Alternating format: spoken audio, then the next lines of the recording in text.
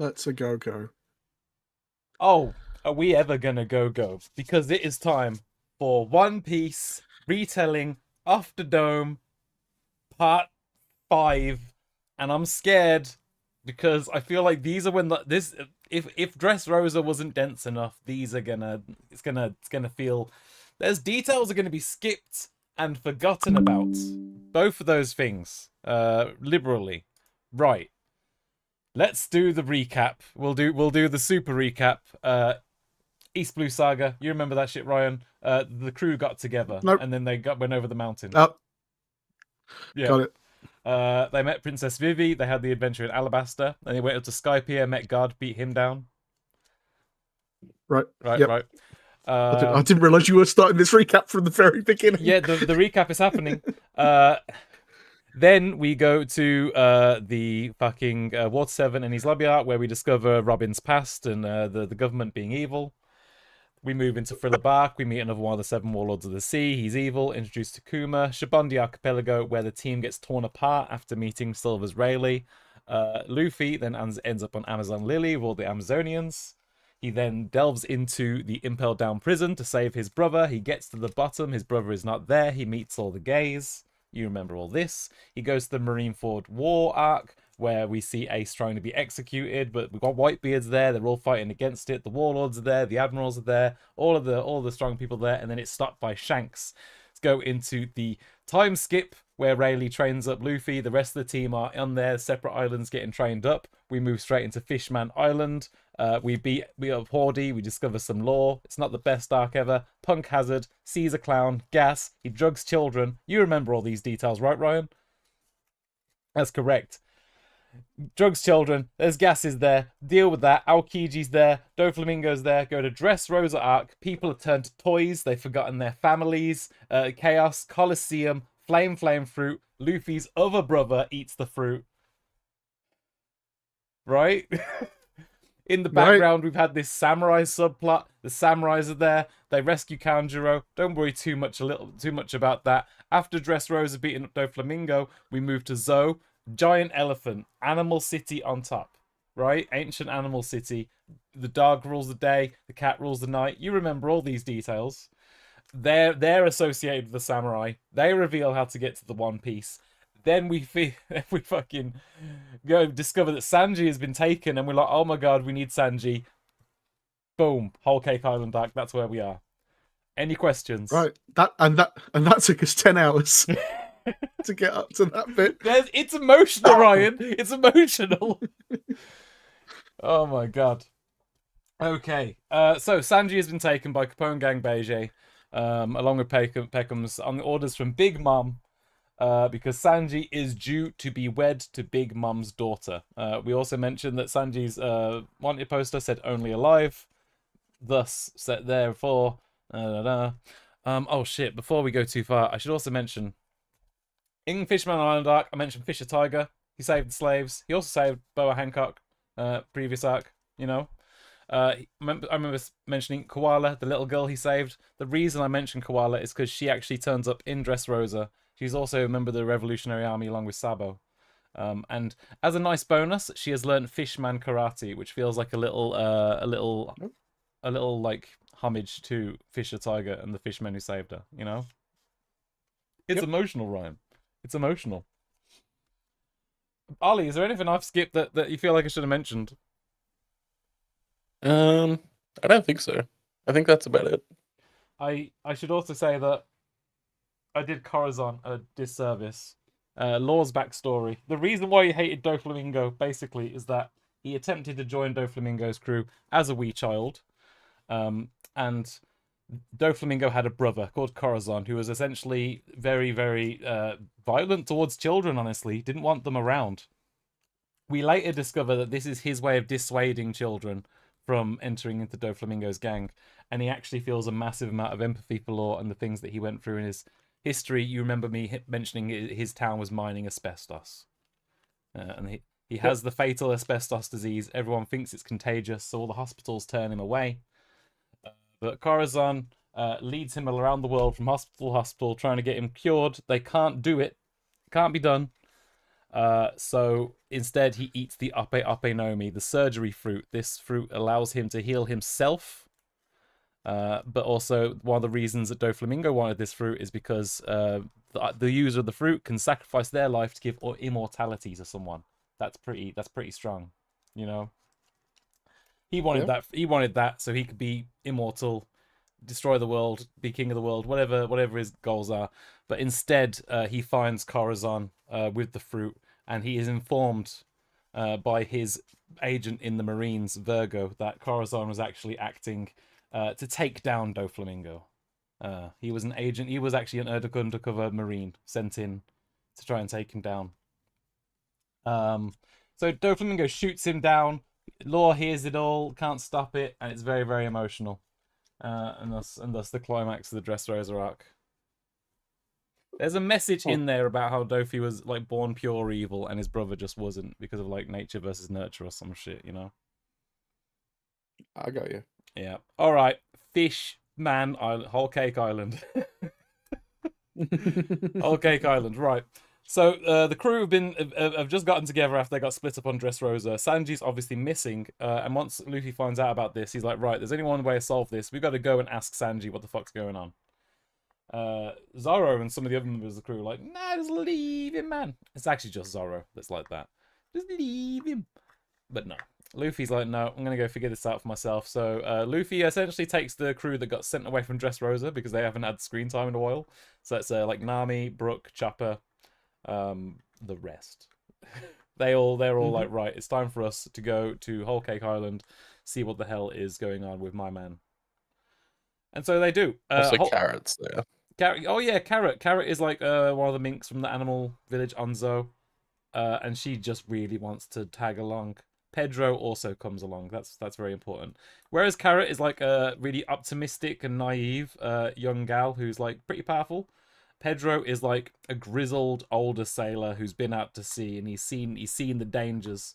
There's a few fun jokes in there where like they come across someone. Carrot is a rabbit. That's true. That Carrot is a rabbit, Ryan. Okay. Pedro is like a leopard man, and there's a few fun scenes where the Straw Hats are making friends with people on Whole Cake Island, and Pedro is like, "I am going to. Do you want me to kill them? Do you want me to take the knife to them? Do you want me to sort them out?" And they're like, "No, you don't need to do that."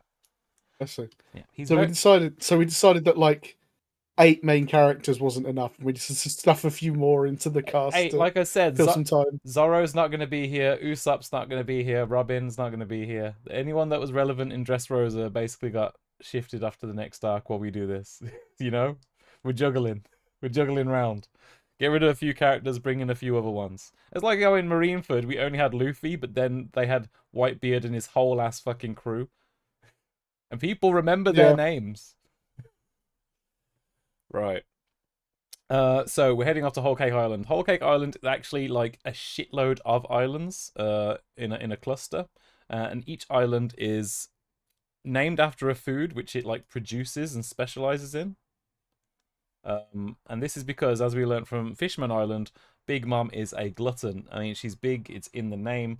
In Fishman Island, she was angry that they didn't have the candy to give her because Luffy ate it all. And here, she has clusters of islands that will provide her with different kinds of foods and specialize in that food to make it the best in the world, you know? When we get there, Big Mom is actually in the middle of her hunger pangs. She basically has a tantrum and goes insane, starts destroying things until she eats specific food that she wants. Okay? Honestly, so far this is the most relatable character in the series for me. So, and you know, she is like what 20, 30 foot tall, some shit like that. She's absolutely massive. So she looks like. You were gonna say she was. I think you were gonna say she was 20 years old. No, young Big Mom was a baddie though, and that's why she has some like 80-something kids. I see. Yeah. Big Mom, because she's so big, she's basically like a kaiju destroying buildings when she's having these hunger pangs, you know? These tantrums. Mm-hmm. And it can only be solved by giving her a specific food that she wants. While this is happening, Luffy and the crew are off on another island. The big island that they get to, which is important, is... Oh wait, I didn't even mention the Germas. Before we get onto those islands, we meet the... there's 2 big things that happen before that. we meet the Germas, The Germas they look an awful lot like Sanji for some reason. In fact, they just might be his family. They're Sanji's family, okay? We meet the brother Yonji, and we meet Reiju. There is a pun happening here. San is the number 3 in Japanese. And his brothers are Ichiji, Niji, Sanji, Yonji. It's 1, 2, 3, 4. Okay? Let's see. Yeah. Right. He's Yep. one of 4 brothers. He's the 3rd. You got it. They all have curly eyebrows. We may not have mentioned Sanji's curly eyebrows in the past, but they all have them, and they all like women. That doesn't mean they won't hit women, though, unlike Sanji. Okay. Oh, okay. Yeah, it's plot relevant. It's plot relevant. They're assholes. Their assholes are plot relevant. What? They are assholes, and that is plot relevant. Yeah, I'm not sure about anything else. Yeah. So Luffy and the crew are fishing while on their way to the island. They happen to fish up a giant poison fish, and Luffy scuffs it down. He did get poison resistance from fighting Magellan and Impel Down, as you may remember. However, it's not complete immunity, and he is sort of dying. But that's when Poison Pink of the Germa, that's Sanji's sister Reiju, hops onto the ship from their ship, and she like sucks the poison out of him via his lips. Okay. Okay. Yeah, it's very sexy. Reiju is named such because Rei means 0 in Japanese. Right. So did she come first or last? Yeah, she came first. Right, gotcha. Very good. Yeah, Reiju comes on. She saves Luffy. Poison eliminated. A little bit of exposition about how the Sanji's related to the Germas, and they are modeled after Power Rangers, like with the color scheme and the numbering and stuff. They're modeled after Power Rangers. However, they are evil. They are the evil Power Rangers.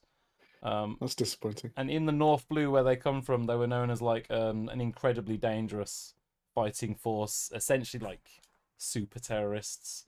But they could also be hired out by other countries to like assist them with the military whatevers, you know. Mm-hmm. What else am I missing, Ollie? Jinbei. Yeah, well, I mean that's it. When they finally get onto the main island, Jinbei shows up, our fishman friend, and he's the one that solves. Show him a picture because they're kind of cool looking. All right, let's pull up the Germa 66. The 66 may or may not be like a reference to like SS, like, you know, Nazis. Okay, all right. But this back is Dad. He's the dad. All right. Right. 4. Yeah, the 66. You getting all the? Yeah. I'm picking it up. All right, fantastic. Yon 4. Yeah, no, Goblin 4. We already went through it. Right. But Jinbei does in fact show up, and he actually has the exact foods necessary to quell Big Mom's hunger pangs, and he solves that very quickly, which is very, very good. Yeah. Side note. I mean, he sees the ship going ahead, and because he's part of his own crew, but then decides to leave said crew. Yeah, he is leading the Sun Pirates still, even after Fisher Tiger died, etc., etc. It's just they don't do much these days, quite frankly. Oh. Yeah.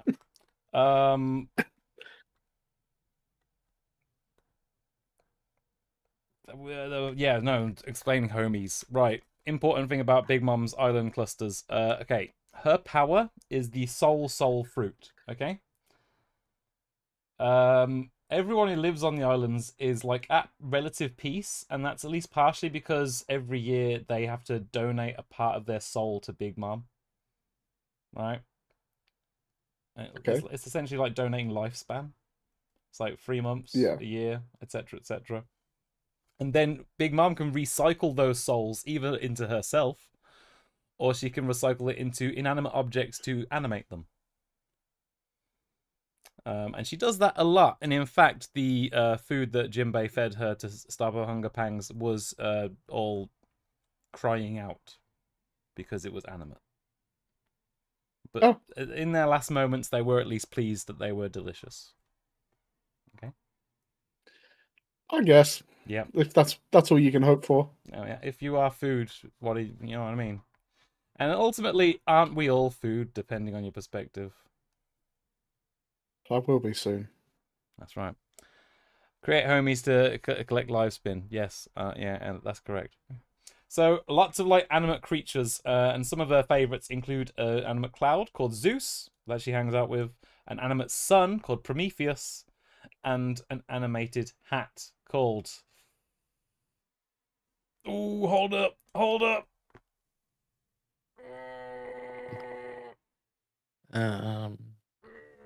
Napoleon. Yeah, it is Napoleon. It is. I didn't have it in the brain. The brain didn't come through for me this time. Right. So that's what's going on with Big Mom. Jinbei does in fact show up, and he stuffs her full of food, and that quells her hunger pangs. And he essentially announces that he's here to, well, he would like to discuss something with Big Mom that basically involves leaving her crew. As we might have mentioned earlier, Jinbei is obviously like a big representative of Fishman Island. He's very well respected there. Fishman Island was Big Mom's territory, and a part of that came with like Jinbei joining her military force essentially. And now he's like, I would like to depart, but he's gonna get to that in a bit. But that's why he's showing up, because Luffy asked him to join. You remember all this? Yeah. Yep. Yeah. Okay. Meanwhile, the crew is on Chocolate Town, where all the chocolate is, and the mayor of Chocolate Town has given them a break for just like eating down some houses, which is very, very handy. The mayor of Chocolate Town happens to be Charlotte Pudding, and Charlotte Pudding is Sanji's to-be wife. Oh, okay. Yeah. This is one of Big I'll be Mom... honest. Go on.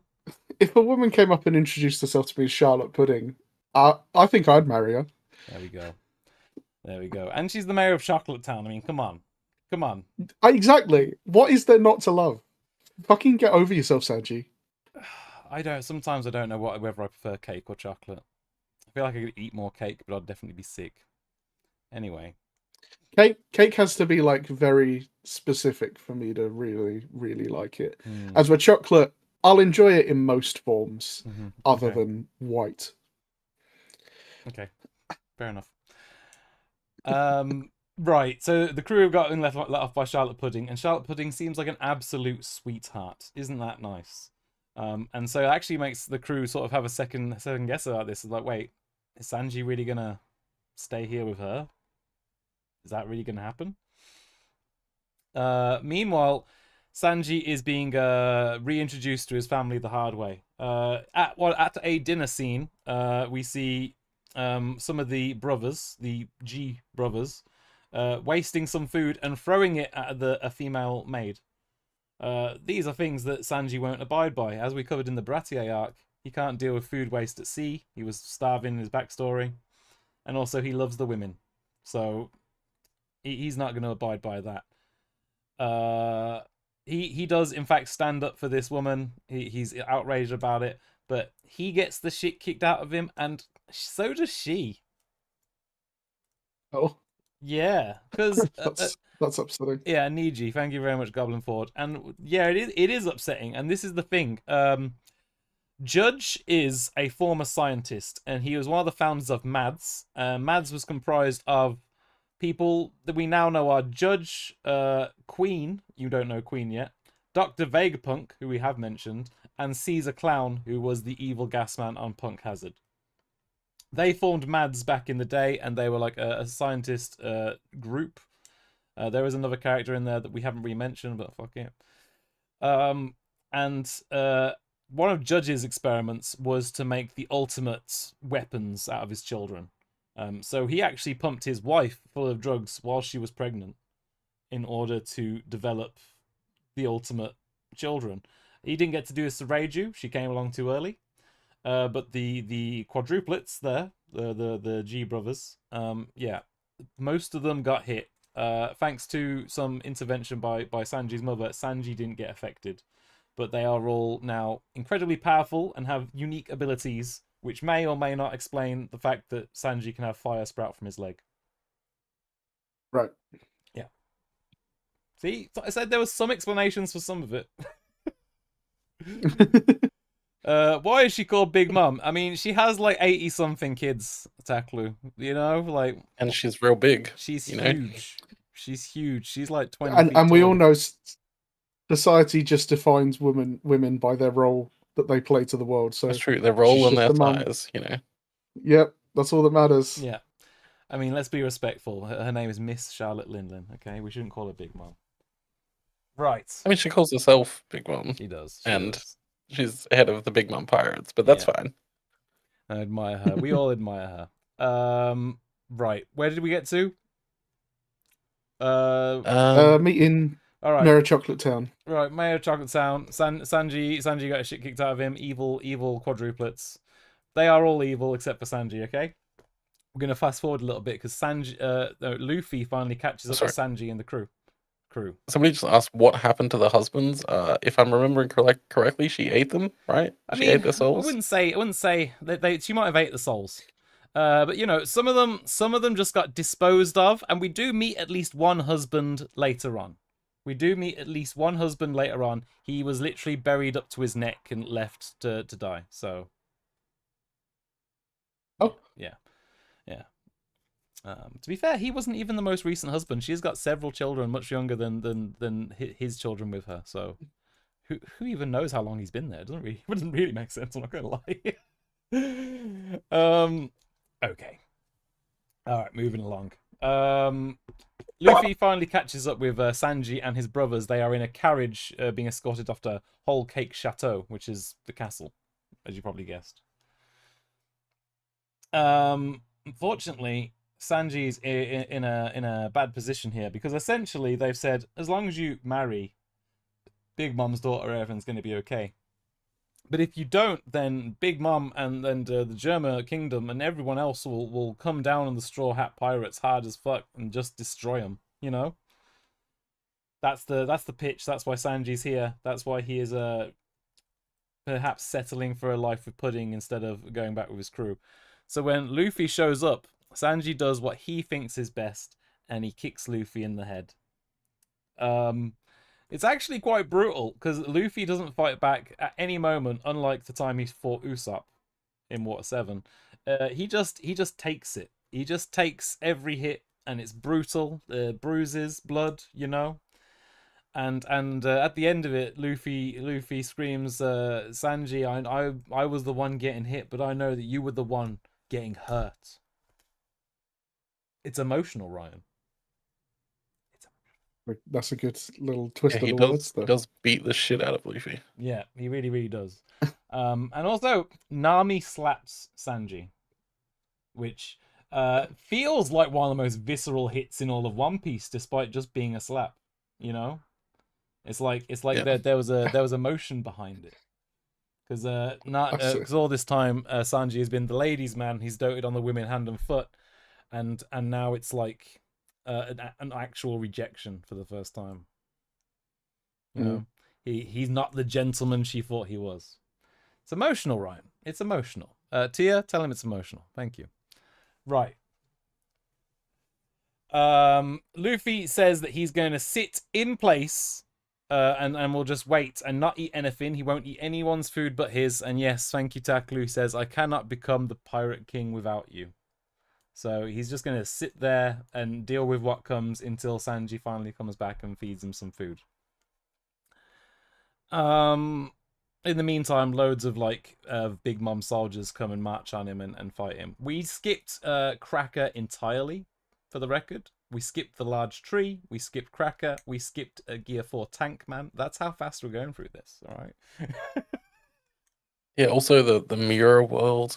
That's kind of vaguely important. Well, who gets caught up in the mirror world first? Is it? Oh yeah, because it happens in the Carrot and then Chopper.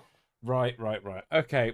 Quick explanation. One of Big Mom's daughters, named Brule, has the ability to put people in. What have you got a problem with? Brulee? You hate Brulee? She named Brulee. Wow. As in creme brulee? Yes, as in creme brulee, okay? Did you not... Listen, we're going to get to Chiffon. We're going to get to everyone else. There's one of them just called Oven, okay? All right? So, just deal with it. You didn't even flinch when I said cracker. Gonna get banned from YouTube for that. Right. He is a pasty motherfucker too. Right. Okay. We've skipped a lot of bullshit, Mirror but World. you know, Yeah. Mirror World. Brule essentially has a fruit power which allows it to enter mirrors, and there is just like another dimension on the other side of mirrors, and that dimension connects all the mirrors to one another. I do think there's a range to it. I don't think you can pop out of a mirror on the other side of the globe, but it seems like all the mirrors around the whole Cake Island area, including the ones on the Straw Hat's ship, are accessible via the Mirror World. Okay. Mm-hmm. Very, very good. That is important to mention. They run into her in the woods, and she makes like duplicates of them, mirrors, to confuse them. It's just that the whole that early wood section of Whole Cake Island, not so interesting. Yeah. They go through like an enchanted forest, except all the trees are moving because, as we said, the souls animate. All the trees are moving and they're being dickheads, and it's like, all right, just come on. Nice. Yeah. Right then. Okay, we're moving along. My question is, where the hell do we put in Big Mom's backstory? Where do we slot that in this whole thing? Oh, do we wait until we get up to the top of Whole Cake Chateau? Yeah. There's more important things happening at the moment. Yeah. Okay. We're gonna at some point Luffy and Nami do get captured because obviously Luffy was determined to just wait in place. That didn't actually work out for him. He gets put inside a book world. Fuck me. Forgot how much happened in this. He got put in like a book prison where each page of the book is like a prison cell. You turn the page of the book, there's another prison cell. It's a giant book, okay? And he's been placed in there. He's been like nailed to the walls. And he's trying to stretch his arms off so they can snap and he can escape. Because he said he'd wait in place, and he's not there. Luckily, who else comes to save us but Jinbei? Jinbei comes to save us. He sets Nami and Luffy free, and Luffy immediately returns to the spot where he said he would wait. In the meantime, Mont Door's power, bro. I actually don't fucking remember what Mont Door's. Oh, you're saying that's the book? Right, that makes sense. I was gonna say, what the fuck does he do? Okay, yeah. Luffy returns to his spot, and in the meantime, Sanji is actually preparing like a beautiful lunch picnic basket full of all sorts of nice things to share with Pudding. He sneaks over to her bedroom, and he's just outside the window. He's just about to knock on when he realizes that inside is Pudding and his sister. He's like, what are they doing here? So he listens in. Unfortunately, Pudding is basically doing a whole speech about how she's evil. It's one of those moments. Pudding actually has her own ability. This one allows her to pull people's memories out of their head like a film reel. And she can just cut things out or add things in like an old film editing process. Nice. Yeah. I like that. It makes her pretty powerful, as you can imagine, So she's pretty fearsome for obvious reasons. And she's just like giving her entire evil plan to Reiju, just flexing on her hard. Because she knows she can like cut the memories out of her head afterwards, and there's nothing she can do about it. Probably a bad idea to flex because someone could be outside the window, like Sanji. Which leads to one of my favorite panels in the in the manga. It's emotional, Ryan. Ryan, did I mention it's emotional? Get out of here. It's emotional, Ryan. Okay. Yeah. Okay. I mean, the anime did a pretty good job of it as well. And there's nothing more upsetting than not being able to light your cigarette. Did we mention that he lights cigarettes?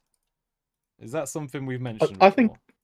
Yeah, we talked about it when we were talking about the 4Kids censorship, turning it into a lollipop. He's always smoking. I don't know what I've done in that scene, but what was that?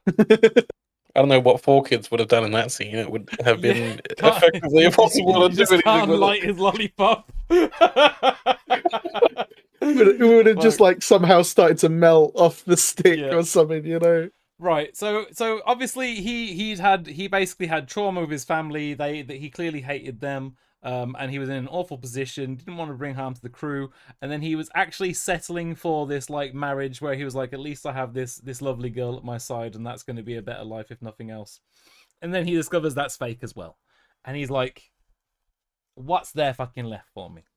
So with his soaked up picnic basket full of foods, he returns to Luffy where in his spot where he said he would wait. He gives Luffy the food, and Luffy's like, this is delicious. I love it. This is where we've got to go into Sanji's backstory, round 2. Sanji's backstory, round 1, was, of course, with Chef Zeph on the Baratier, the starvation, eating the leg. We remember all this. Round 2 is basically before all of that. We mentioned before that Sanji was actually born in the North Blue before moving to the East Blue. This is a big journey. It's like someone saying they got born in the Amazon and then they moved to England. It's like, what do you mean? You can't just drop that on me without an explanation. How'd that happen? Unfortunately, the crew never asked for an explanation. So he was, of course, a member of the Germa 66 nation, one of the princes, technically. But as we've heard, Judge basically essentially wanted to make these ultimate evil children that removes their emotions even. And his mother did not want that. At the last moment, she took some medicines to hopefully reverse the effects of what her Judge had done to her children. Unfortunately, it only worked on Sanji before he was born. And this, unfortunately, put her into like an incurable sickness. Sanji, however, being the good boy with actual emotions, he would visit her every day, bring her food, bring her flowers, bring her little drawings, and he would love to cook food for rats and mice because kids do things, you know. Unfortunately, that is not acceptable to Judge. Judge won't accept that bullshit. It's like royalty doesn't cook for rats, and because Sanji is like an abject failure in terms of what he wanted as well. He's happy to lock Sanji in the dungeon with an iron mask on his face so no one knows it's his son. You know, the man in the iron mask. We've heard this story before. And it's emotional, Ryan, mainly because this kid's supposed to be like 5 or 6 years old, maybe. Like, it's like, what the fuck? This is crazy about some child abuse. All of his brothers beat the shit out of him too, and they're like, you know, they have superhuman strength, so that's not fair. No, it doesn't sound it. But yeah, eventually, Reiju slips Sanji the key after they get the. Should mention this before. The whole kingdom is on giant snails. So it's all at sea. It's a giant fleet of snails, and they can carry the whole kingdom on their backs. So we're getting to the point where even the islands are at sea. Yeah. I mean, this is the only seafaring nation. And they say that because it's the only one that is literally seafaring. Yeah, but of course, obviously, other nations have ships and shit. Because they are, because they are giant snails, they actually can crawl straight over the red line as well. You know, and there's a great scene where Sanji is like in his prison cell and literally being turned sideways because the snails are just ascending. That must take a while. Yeah, it's like 10,000 feet high. Yeah, no, it's an absurd journey for anyone to make. Absolutely. And I imagine like going over and then coming back down would suck ass so much. Yeah, I mean the altitude sickness alone. Yeah, absolutely. They cross the red line. That's how Sanji got into the East Blue, and at some point he then like escapes his prison cell thanks to Reiju's help, drops him a key, and then he like works his way onto like a merchant vessel, pretends he was never related to the Germas, becomes a cabin boy, and then leads into Chef Zeph raiding that boat later on. Right. And it's emotional. Does his sister have some feelings that she was able to hide? Okay, so she actually has full emotions, but she was like afraid of being treated like Sanji was, so she basically acted like the other brothers did, but was secretly, you know, nice. She felt bad about it, but she was doing what she had to survive is her justification. Like, you know. Yeah, but she was also like kind of a little bit unwanted because she wasn't a boy. And... Yeah. So she was doing anything she could to fit in and feel welcomed. Yeah. Okay, there we go. Sanji's backstory. And now, you know, there are moments in there where Sanji's like trying to deliver food to his mother, which has been out in the rain as he's traveled from his place to the hospital. And then it mirrors Luffy being delivered that rain-soaked food that he prepared for Pudding and saying how delicious it is, you know? And you know, like with the Robin moment in Eni's lobby, so you ask Sanji, what do you really, really want? He's like, I want to go back to the Sunny with the crew. I want to continue on my adventure. And Luffy's like, right then, we're gonna get her done. And that's when we have to start plotting a plan. For that plan, we're gonna need Capone Beige, we're gonna need Gangster Gastino, we're gonna need Jinbei, we're gonna need all of our crew members, and we're gonna have to be looking like gangsters. Where's the fucking? I'm gonna hold on. Is it gonna be here? Because it's just a good image. Yeah, you know. Let's pull that one up. Basically, you just got the whole crew. You got Luffy and Nami and Chopper, Sanji. You got Pedro, who is still here. Brook, Carrot is still here. Jinbei, one of Capone's crew. Capone's down here. This is Chiffon up here with Capone's right hand man, and of course right here, Gangster Gastino, one of the most important characters in the series. Right. This is actually Caesar Clown from Punk Hazard. He has now assumed the role of Gangster Gastino. Right.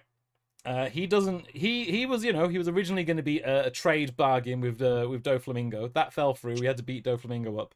But interestingly enough, he's also wanted by Big Mom. Why is he wanted by Big Mom? Because one of the experiments she paid him to complete never came to fruition. What was that experiment? It involved drugging children. We're coming back. It comes full circle again. It comes full circle every time. Big Mom is creating a peaceful nation, or at least she would like to say that. And as a result, she wants one person from every race to live there. We're in the place we've got long necks, long arms, long legs. There are lots of random races in One Piece. Of course, fishmen, giants, etc., etc., etc. We said the Tontata dwarf people as well. We've mentioned how the Skypeans had wings on, etc. It keeps going on. Big Mom has almost every race live on one of her many islands, but not the giants because there's beef. And to sort of make it look like there wasn't beef, she was like, Gangster Gastino, could you just make some giants for me? Just make some. And he was like, right, I guess I'll kidnap some kids and drug them. I mean, what else are you going to do if you need some giants? That's what I'm saying. Take people who are smaller than your average humans and somehow make them bigger. Would have kidnapped some giant kids. Just told Big Mom that they were human originally. I would have just done that. Yeah, I guess.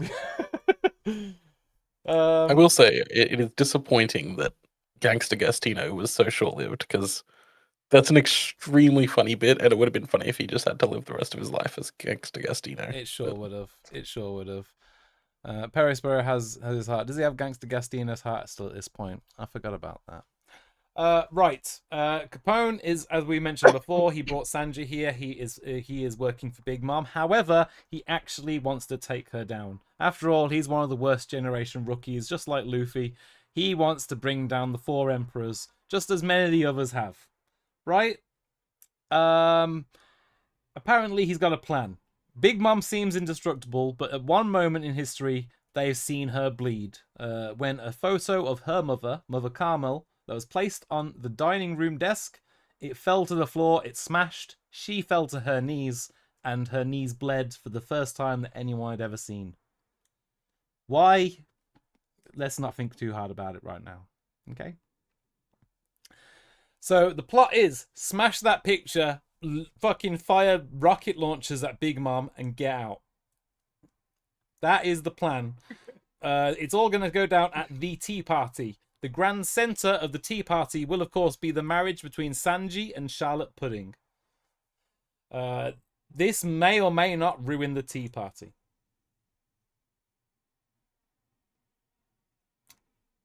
You follow it?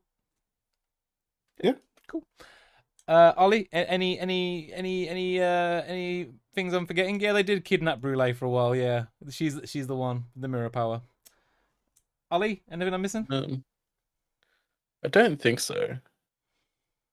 And you're going like a little bit out of order. But, I mean, it all it all kind of happens at the same time. It all kind of happens at the same time. We're skipping to the fucking tea party. I think before we get to the tea party, Brooke has a bunch of poneglyph drawings. Yes. Okay. So this is the B plot while Nami and Luffy are going through their dramas in the book realm and trying to get Sanji back. We have Pedro, Brooke, and Carrot and Chopper going off on their own little adventure through the mirror world with the kidnapped Brûlé. And essentially they do make their way into Big Mom's bedchamber, where Big Mom is sleeping, and Brooke does what Brooke does, and he says, "Madam, may I see your panties?" You know, he does what he does, and she's like, "Well, I've never seen a funny little skeleton before. I'm going to keep you as a pet." And she tries to, but you know, Brooke wiggles his way out, and on the way out, he gets some poneglyph drawings.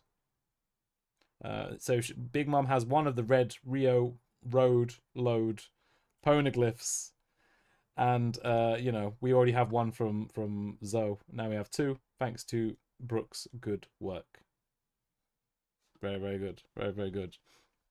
And that leads us into the plot here. I guess we'll go straight to the tea party then. I don't think we're missing anything else. Lots of character introductions at the tea party. Just that Katakuri exists. I mean, I feel like he got introduced at the tea party, right? Was he not?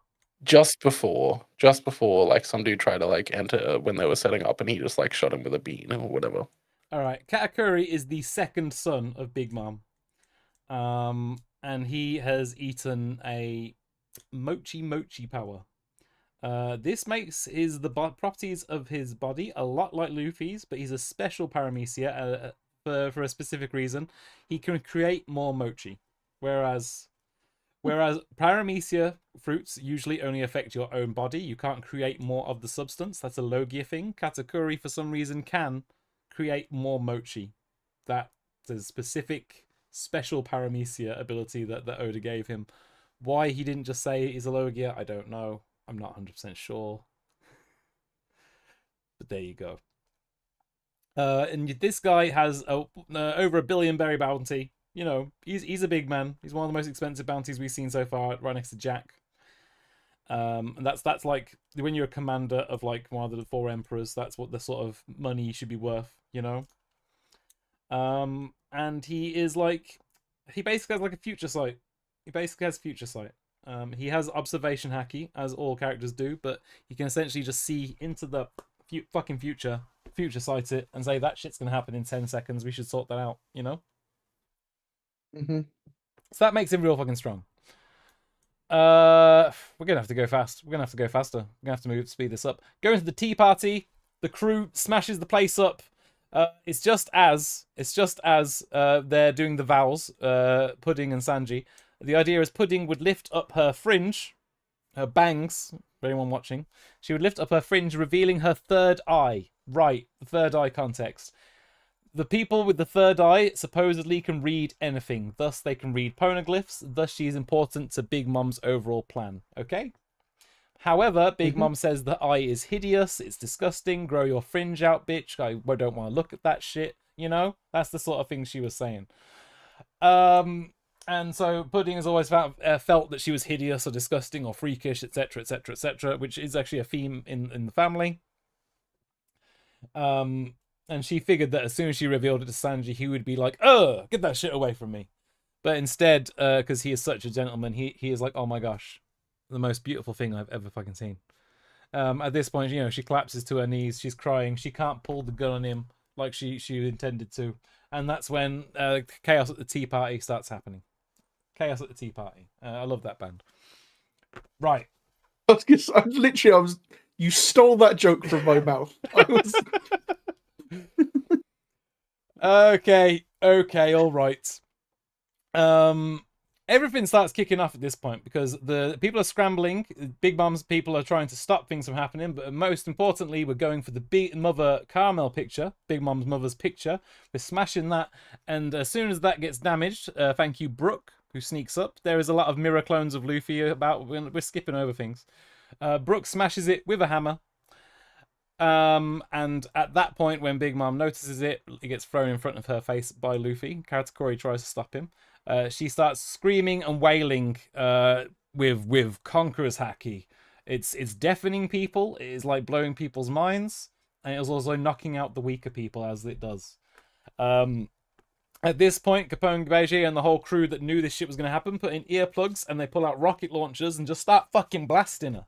Just start fucking blasting her, Ryan. Sanji does also take pity on his father and his annoying brothers, because they also get earplugs and they are given the tools they need to escape and fight back, because they were also going to be executed. Big Mom was just going to execute the whole family there and then take the technology in the kingdom that they had brought over. I didn't realize Conqueror's Haki, this super powerful thing, could just be stopped by earplugs. Okay, but... so it can't. It's literally just the wailing that she's doing that is. Oh right, yeah. Okay. Luckily, all these people that haven't been knocked out yet, they're just resistant enough to it already. Okay. It's one of those things where it's vague enough. We can just say, "Oh, these characters are just strong enough." Yeah. Yeah, absolutely. I mean, sometimes when it happens in a crowd scene, you will see like two guys stood there and one of them will fall over. It's like the other guy was more prepared. I guess. Yeah. There are two like almost back-to-back like super sick scenes. One with Jinbei and one with Sanji in this whole chaos. Yeah. To be fair, I think this is shortly before the picture gets broken. Or is it after? I don't know. Either way, Jinbei rocks up and he's just like, he throws down his sake cup, which is given to you when you become a child of the family. And he's like, I'm returning this to you now because I'm leaving. I'm out. We're gone. And Big Mom simply says to him, all right. And she uses her ability on him, which is called, it's like, what is it? Treat or life, she usually says. Something like that, yeah. And basically, if you feel any fear, she will take as much of your soul as she would like. And she uses that on him, and he feels no fear because he's a gangster. Just stone-faced, all right, no problem. And faces it, and yeah. She can't take the life. What was the other sick back-to-back bit? Oh, it was when Sanji like frees his family. And he like, hold on, I'll post the picture. Yeah, we'll pull the picture the fucking up. entrance. It's so good, man. Yeah. Oh, nice. Yeah. It's rocks up, legs on fire, and it's just like, yeah, let's get shit done. He also announces at this moment, he screams in Judge's face, his father's face, and he's like, you are not my father, Vinsmoke Judge. I never want to hear your name again. Never want to be associated with you again. And unfortunately for Sanji, from now on, his wanted poster now says the word Finsmoke, so that's not the way he wanted it to go. You know? But yeah. Mm-hmm. It is very, very, very good. Very, very, very good. We all love it. God, there's a lot of chaos happening here. Someone in the chat mentioned the Tamate Bako explosion. The Tamate Bako we actually mentioned in Fishman Island. It was where Hordy got the energy steroids from. Yeah. Right. When they recovered it, Luffy ended up giving it to Big Mom along with all the other treasure that he gave them because he ate the candy. You remember? But unfortunately, some of the royals in the Ryugu Kingdom had already replaced what was in the box previously with explosives. Because they're like, if it's going to get stolen again, they'll fucking find out. It is an amazing sequence, but it's very busy. There's just so much happening. And yeah, this is two characters that we haven't even fucking seen, or I haven't mentioned before. Miss Buckingham Stussy, she is present. Yeah, I know, right? And we have Big News Morgans. We have Dufeld, who's like, and we have Deep Sea Umit. Jesus Christ. I'm pulling it all off the dome, guys, all off the dome. Whereas Big News Morgans, you best know him because he is the one that runs the newspapers. I've mentioned before the World of One Piece gets their information from newspapers. Big News Morgan runs the World Economic Journal. And he may or may not take bribes from the world government to hide stories. But if they're really, really good and juicy, he won't take the bribe. You know? Depends. Can't remember what the fuck Dufeld does. Deep Sea Umit, like, he's a shipping company owner, but he ships like dodgy things via the deep sea. Okay. Miss Buckingham Stussy is apparently one of the owners of the Pleasure District. Can't remember where it said that is. But yeah, she's a lovely young woman. She's the owner of that. She sorts that out. We see, I believe it's Dufeld attempt to open the box, and that's when Stussy comes up and she gets a finger and goes, uses the finger pistol, which I didn't mention before, but it is actually one of the techniques from the CP9 guys, the CIA guys from back in Water 7 Enies Lobby. They use Hacky to like harden their finger and just they finger pistol you. She gone. And she does that to Dufeld. It's like, oh my god, who is this? Actually, it's a CP0 agent, not CP9 anymore. CP0. It's even more dangerous and horrible, you know? And Big News Morgan's like, I fucking knew you weren't no normal. I fucking knew it. And then they open the box together. And then it explodes. That explosion ends up toppling the entirety of Whole Cake Chateau, which is, of course, a giant cake.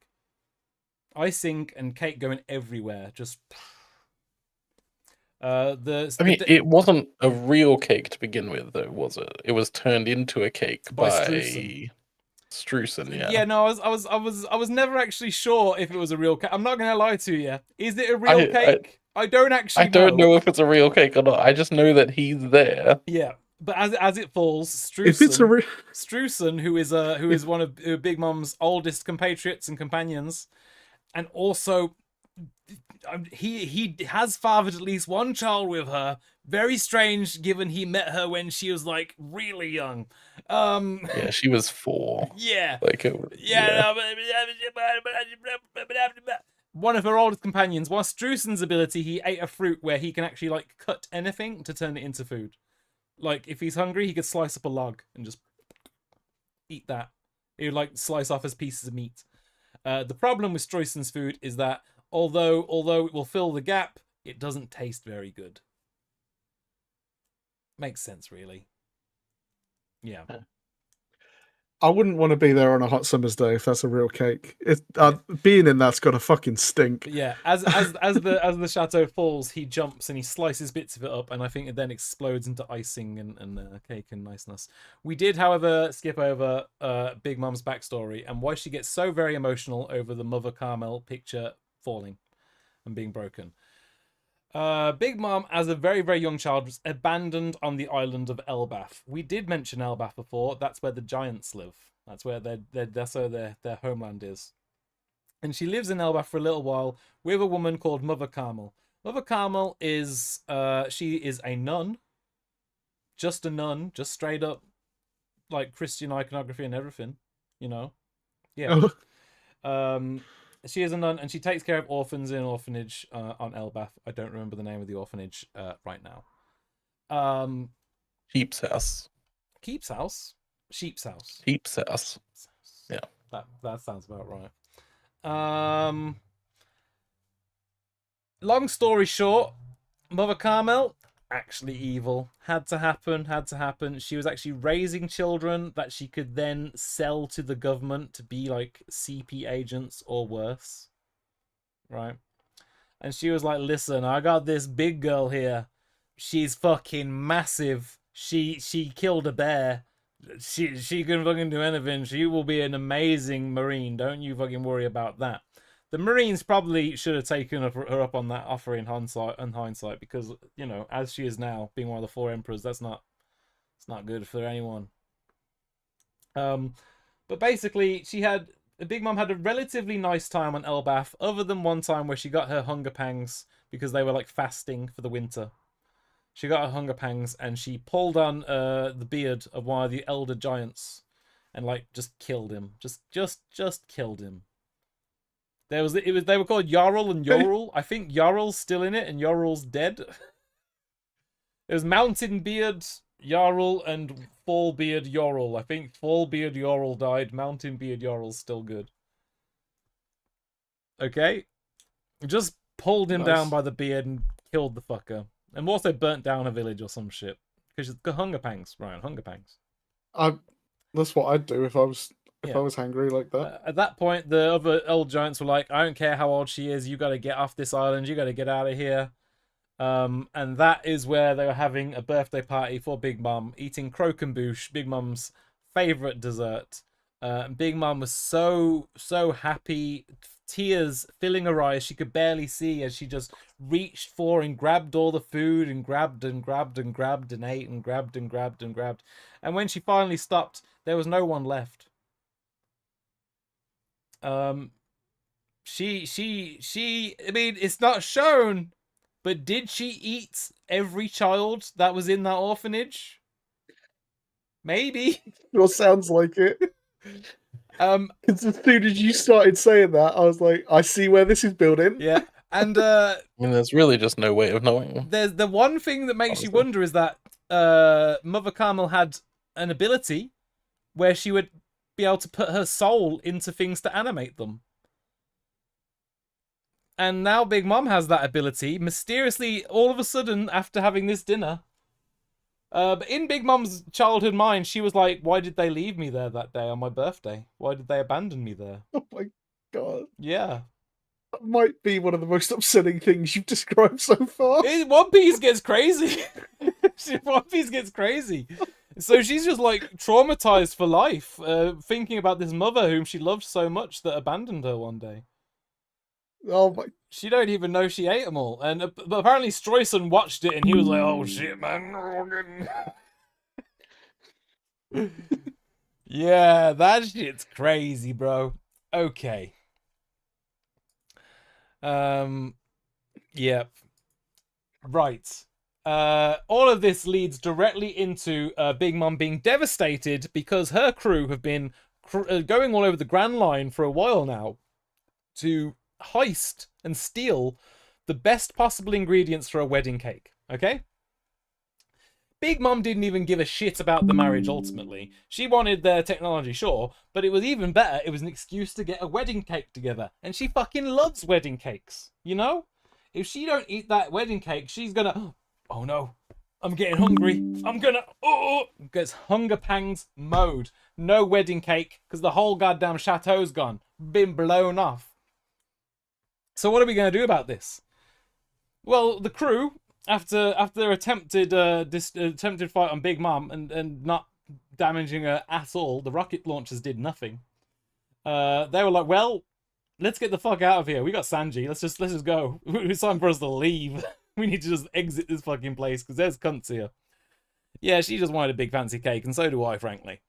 The thing is, she goes hunger pang mode. She starts going crazy, tantrums, and the only thing that can solve it is a big cake. Pero Sparrow, her oldest son, says to her, Mama, the Straw Hats have your cake on their ship. And she just goes, if you are wrong about this, I will kill you, you little shit. And then she goes and chases after the ship, and he is there like...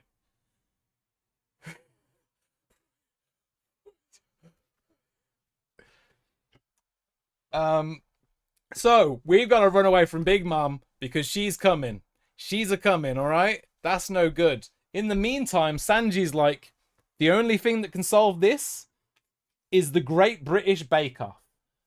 And he teams up with his new wife, kind of, Pudding, and they decide, let's make a cake. Sanji is, of course, the chef of the Straw Hat Pirates, trained by one of the best chefs on the seas, and he knows better than anyone what a cake should smell like and what ingredients go into that cake from scent alone. Brian? It's a piece of cake to bake a pretty cake. That's right. It's a bake. And especially when you're not lazy or whatever the fuck it goes. So, yep.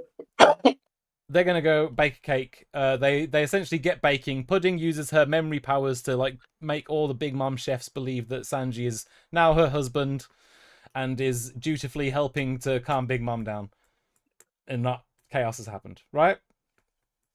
So she's got a team of Big Mom chefs creating an exact replica, if not better, than the original wedding cake. Because Sanji's amazing and they've got the whole crew there. Chiffon's there too. Chiffon, by the way, looks exactly the same as Lola from Thriller Bark, but married Capone Gang Beige.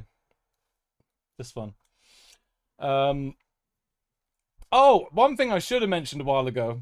At the end of Thriller Bark, Nami gets a Vivre card from Lola, the friend she made on Thriller Bark. And that Vivre card ends up belonging to Big Mom. Nami uses this multiple times during this arc because a Vivre card contains a part of someone's soul, And Big Mom's soul is so powerful, created all the homies, they are like afraid of it. That becomes a plot point. Right. That shit was like 600 chapters between each other. Like, crazy. What are they doing? Anyway, oh, Jesus fucking Christ. We have to get out of here. We run away from Big Mom. Sanji makes a cake. She goes full on skinny. She rides a cloud. She throws fire at us. She tears parts of the Sunny apart. Like, it's pretty crazy. She gets pretty crazy. To get away on the ship, Pedro, our leopard man. Where is it? Pedro, our leopard man over here. He is wearing a suicide vest, grabs onto Perospero and blows himself up. This because Perospero has an ability to make candy. And he uses hardened candy to like solidify and freeze the Straw Hat ship so they can't sail away.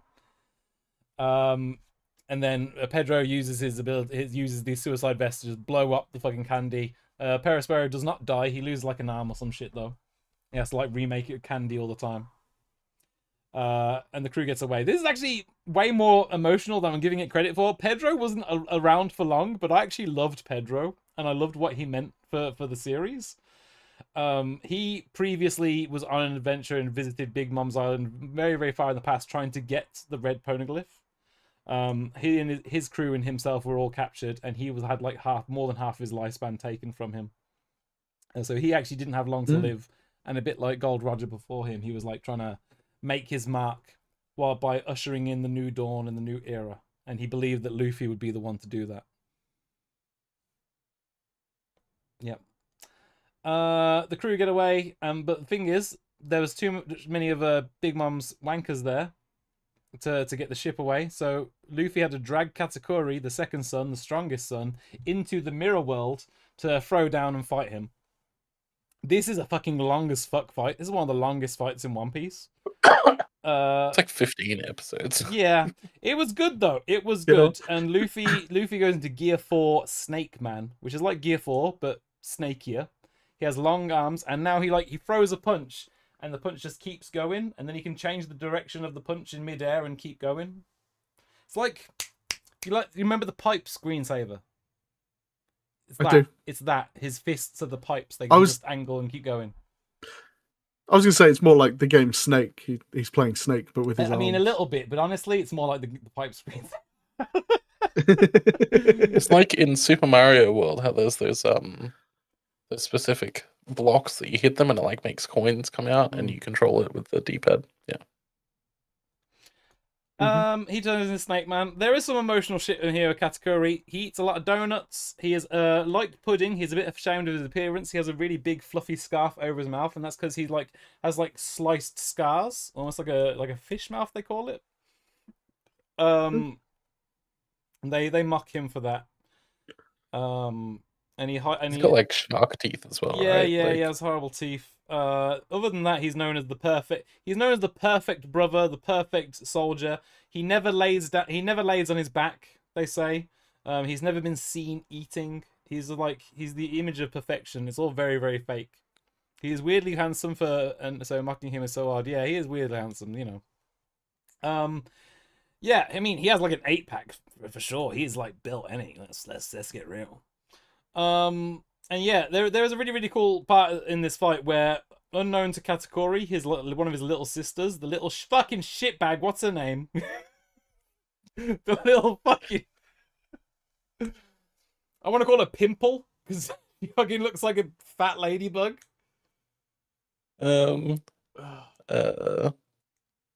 It's Flampy. Flampe. Pimple, right. Yeah. Yeah, Flampe. She's like shooting like blow darts at Luffy while he's fighting, and one of these nicks him, makes him lose his balance, and then Katakuri like impales him with a fucking like trident. Yeah, that's not good, and like tears apart like part of his side and his stomach and shit. When Katakuri realizes what's happened here, he's like, this is no longer a man's duel, and to even the odds, he turns the trident on himself and just like does the same to himself. And it was very, very cool, show of respect. And then they fight it out. And you know, I want to say Luffy wins, but honestly, it kind of looks like Katakuri gives it him. I think at the end of it, Katakuri respects Luffy so much that he just lets him have it. You know? Yeah, but it's very, very cool. Katakuri looks like an absolute beast in some shots as well. Let's pull up the man.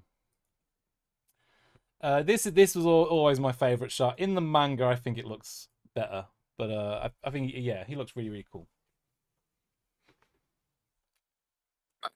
Yeah. Then they get away. The one thing we should note here is that Jinbei stays behind to help the Sun Pirates fight off Big Mom and her crew. With Jinbei joining the Straw Hats, Aladdin will become the captain of the Sun Pirates, but Jinbei doesn't want to abandon them in case anyone gets hurt. He doesn't want to let anyone die in this situation. So even though he helped the crew get away, he stays behind. Hopefully we shall see him later. Very cool scene with Luffy saying goodbye to him, though. Oh yeah, Katakuri's born standing. Yeah, it was great. Yeah, very cool scene with Luffy saying goodbye to him as well. Right, Whole Cake Island. I do in fact think it means something to me, man. I think it. I'm putting it just below Arlong Park right now. Ollie? I would even put it in Masterpiece. Really? I think it's great. It's my favorite arc of the series. Mm. I don't know if it's necessarily the best. Like Water 7 is phenomenal, and obviously Marine Fit is top tier. But I think it's really good. Mm-hmm. I think it's a little too much going on. I mean, it took me nearly over an hour to explain that, and we skipped plenty. So, to be fair, it did run for like 3 years, so that makes sense. What are you thinking, Ryan? I'm thinking all sorts of things, Dave. All right, then we'll keep it moving. I'm leaving it there for now. We'll revisit it at the end, but we've got to go to Reverie. Okay, every 4 years, every world government allied nation has their leaders and some retainers go to Marijoa, the Holy Land, to take part in the Reverie, where they discuss the nature of the world. Okay? Where do we even fucking begin with this one? Luffy and the crew have met a lot of leaders of the world right now, so a lot of them are here. For example, Neptune from Fishman Island and his daughter Shirahoshi. We have King Cobra of Alabasta and his daughter Vivi. Of course, we gotta have them. You know, we remember Vivi. We go Dressrosa. We have King Riku. He's back on the throne. He's brought his daughter Rebecca. So we have like 3 princesses that have met Luffy that they can fanboy over the Straw Hat crew. So that's great. We also have a bunch of other people that we've met along the way. For example, Kureha from Drum Island and Dalton, who became the new king, etc., etc., etc. Everybody's here. There are some problems with going to the Reverie. For example, there are celestial dragons there. And if you're a giant mermaid princess, they may try to capture you. You know? Because they don't have any restraints or filters. Yeah. Man, we didn't even mention Don Quixote fucking whatever his name coming to Fishman Island. One of the celestial it's not important. There was a celestial dragon that did end up on Fishman Island, and with the queen at the time managed to convince him that being a celestial dragon wasn't all it was cracked up to be, and actually being nice to people's good. And he was actually the only person who was there at the Reverie that would defend the fishmen and everyone else from the wrath of the other celestial dragons. He also just happened to be related to Doflamingo. That not too important, but fact. You know? I mean, maybe it'll be important later. Yeah, maybe.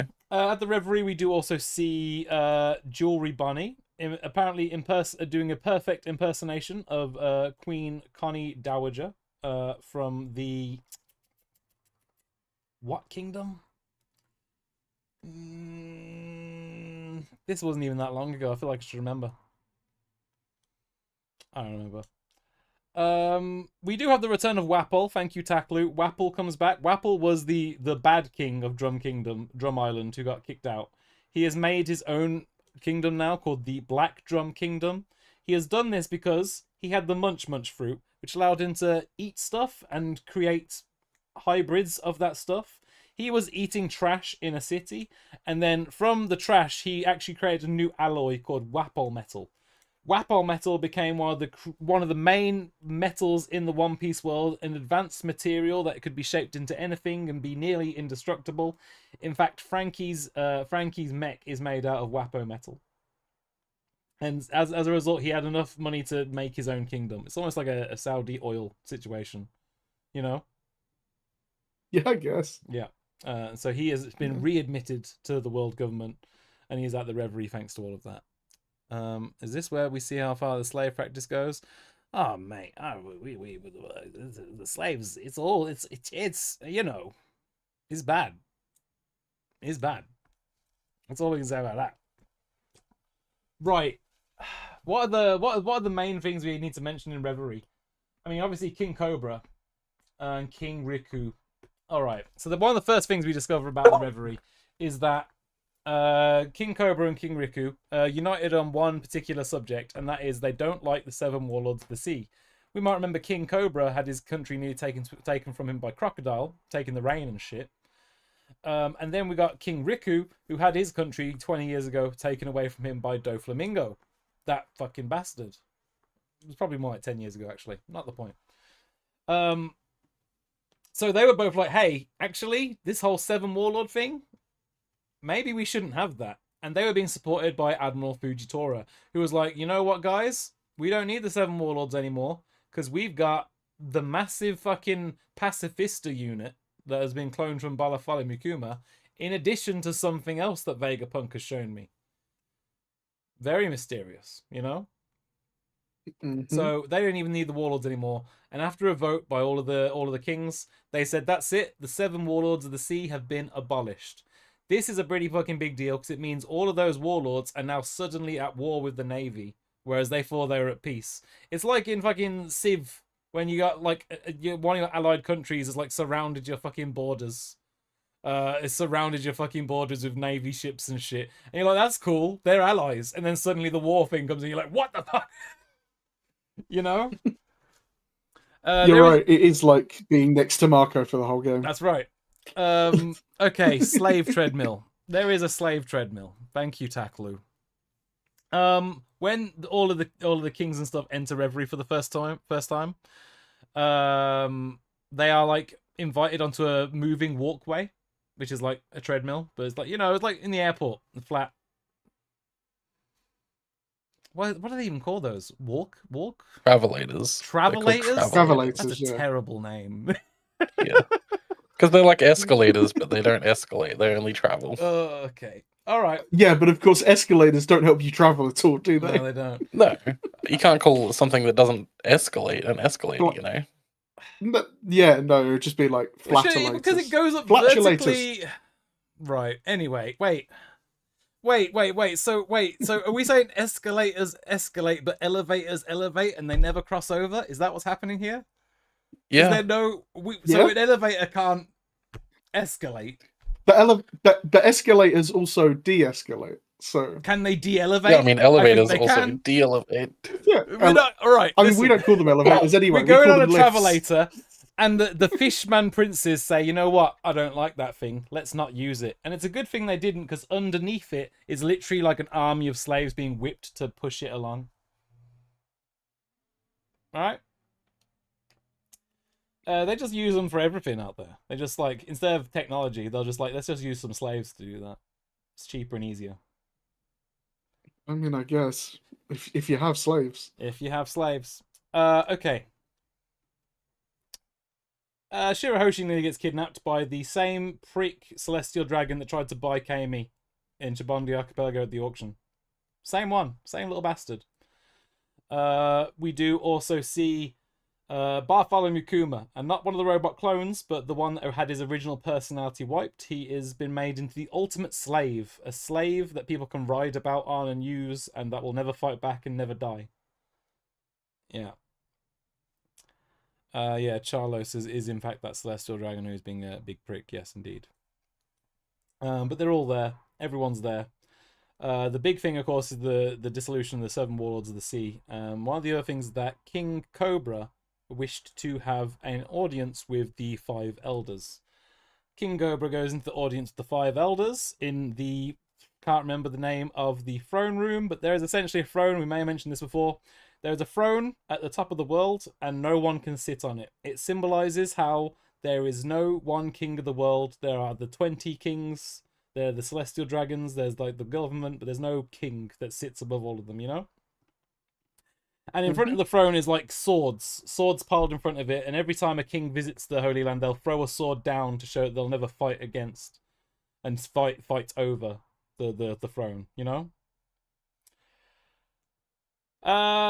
King Cobra visits the 5 elders in that very same throne room, and he is explaining that he found an ancient letter. It's called the Empty Throne. I can't remember what the room is called though. I swear the room has a name. He's talking about an ancient letter because his family was in fact one of the families that set up the founding the 20 kings, the 20 founding families. But he didn't go up to the Holy Land, or at least his family did not. And he was like, I found a letter from way back in the day. What does it mean?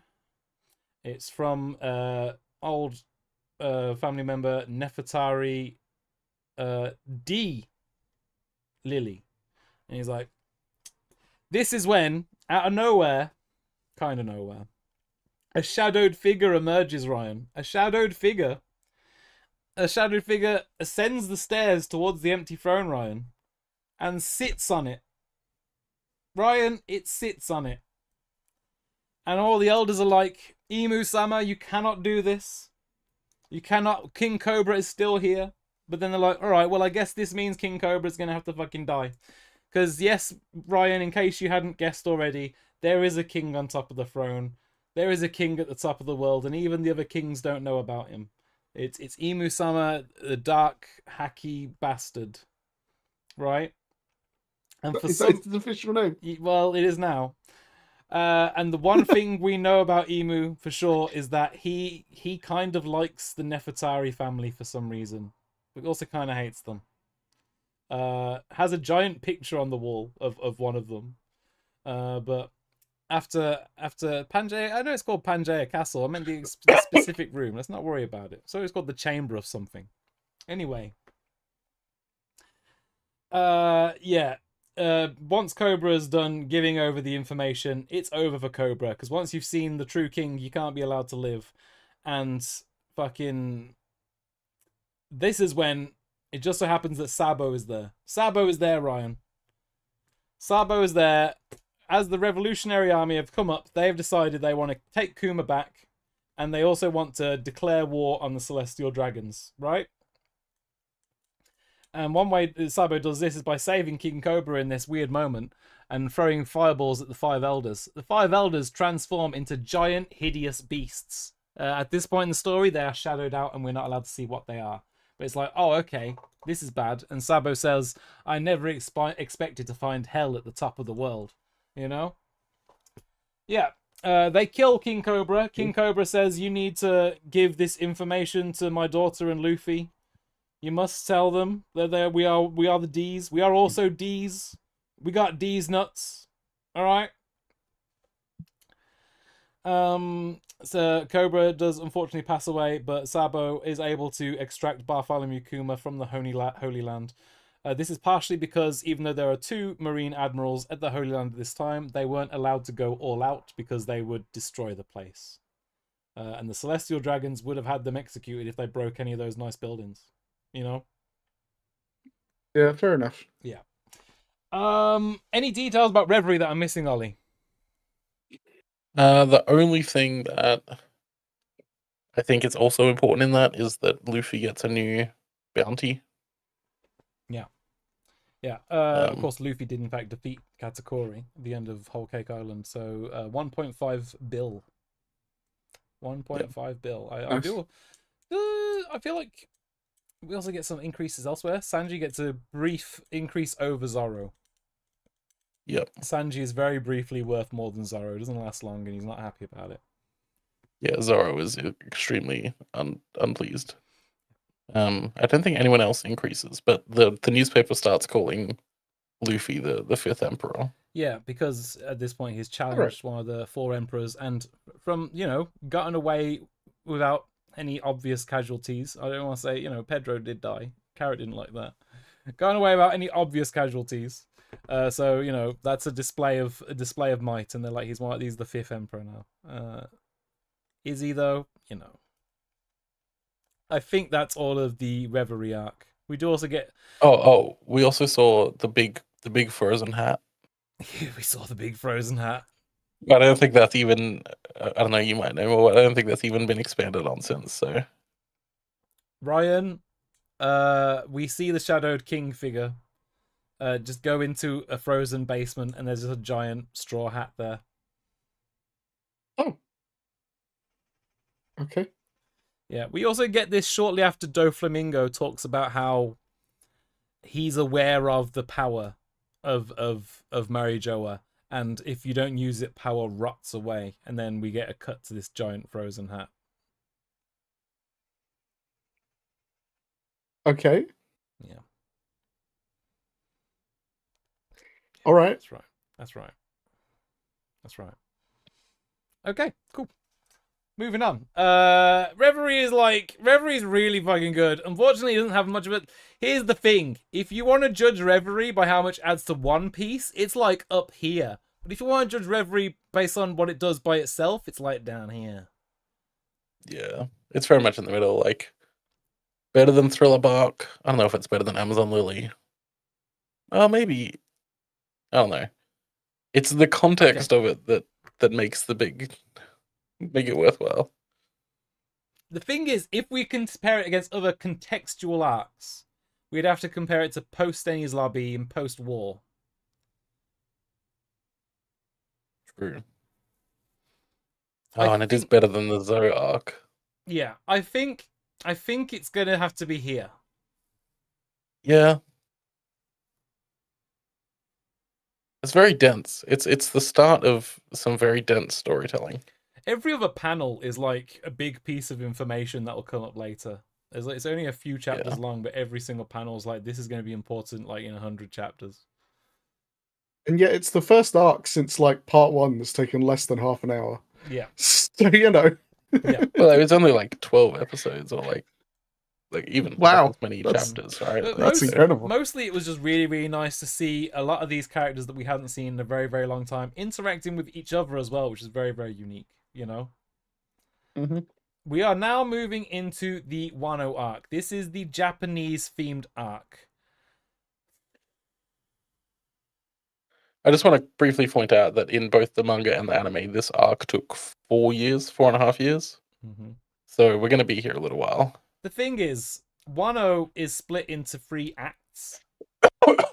And one of those acts is longer than most of the rest of the story. Yeah.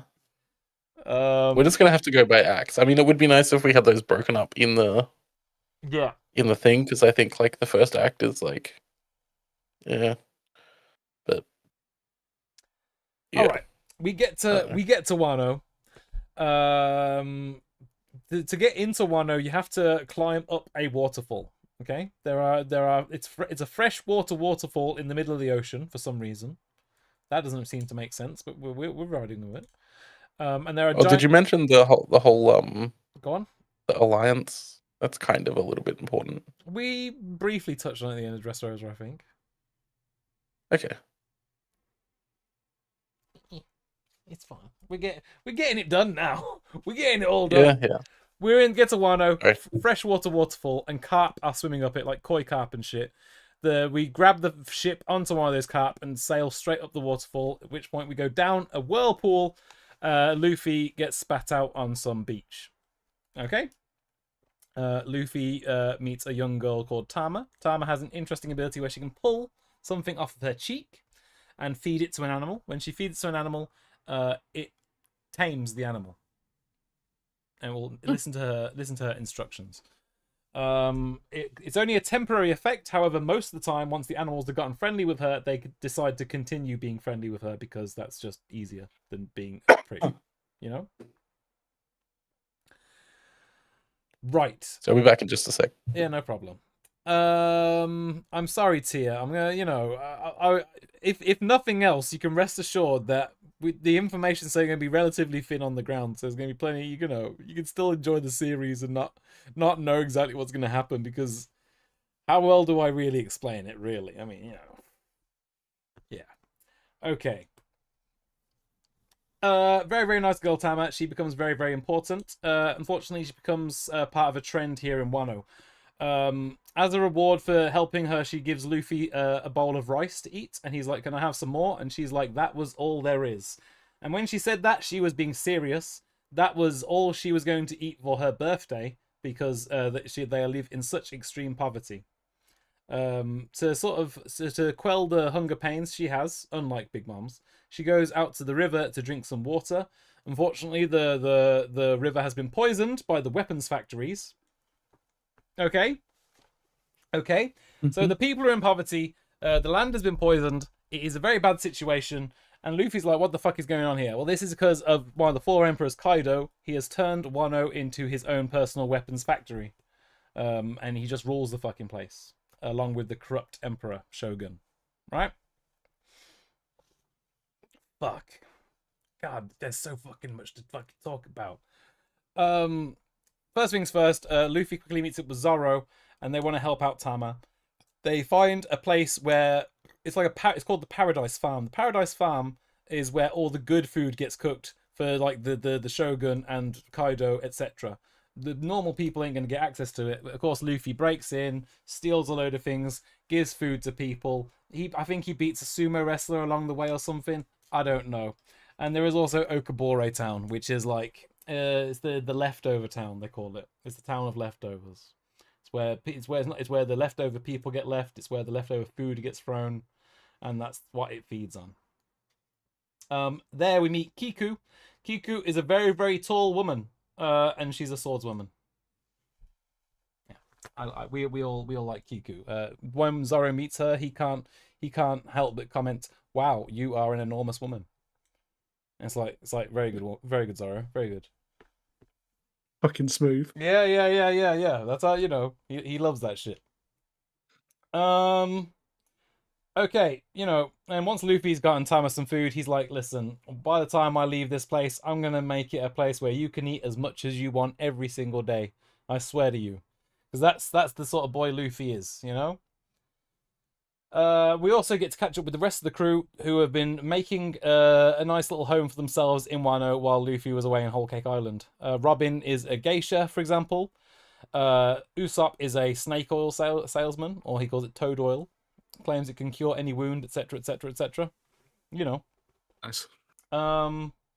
Zoro has unfortunately become like a wanted swordsman. He is being blamed of like killing some magistrates or some shit. He didn't do it, but Zoro's not very good at explaining himself, and he looks like a criminal. Sanji slid in there really fast. He immediately opened a fucking noodle shop and started selling noodles.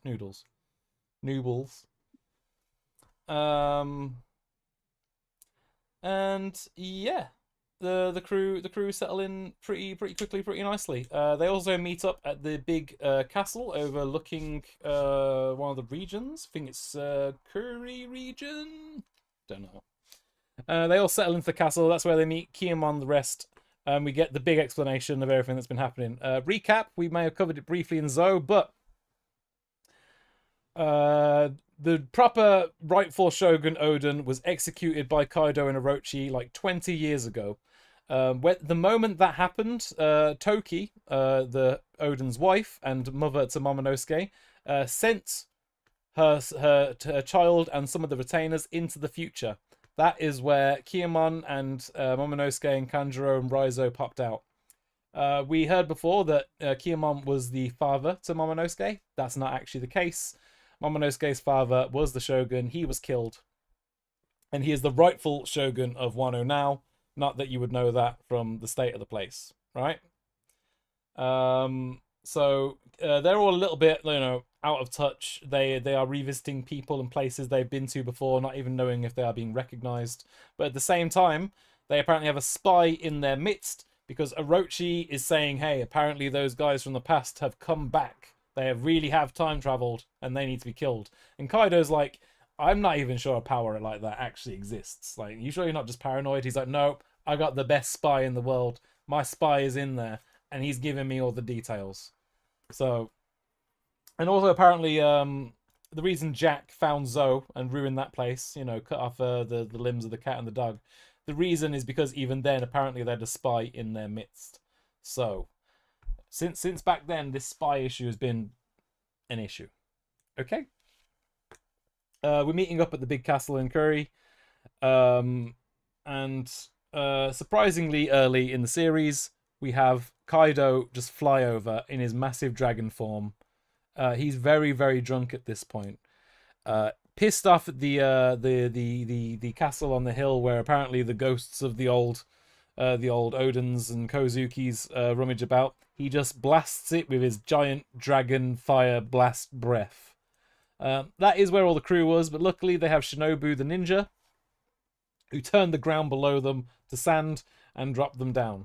Shinobu does not have Crocodile's ability. Instead, she has an aging ability. She can age anything she touches rapidly. She aged the ground so much that it just dusted to bits. What happens if you age ground for long enough? It just turns to dust. I guess if like stone gets really old, it turns to sand. Not just by aging, but it like has the effects of aging. I was gonna say some external force has to act upon it for it to become sand. I think in this case it ages assuming life experience is also happening at the same time. I guess. Yeah. Right. Kaido blasts the castle into pieces. Luckily, the crew don't die. Luffy doesn't know that, though, so he charges over to Kaido and launches a big punch at him. Kaido takes it, and because he's pissed, he sort of gets knocked around a little bit, but he's still too strong. Turns into his more human-like hybrid form, has a giant club, and just smacks Luffy like a fucking baseball. And Luffy's out, bro. Luffy is out. Luffy is out, thrown into prison. And that is basically the close of Wano Act 1. Ali, we flew through that shit. I'm not going to lie to you.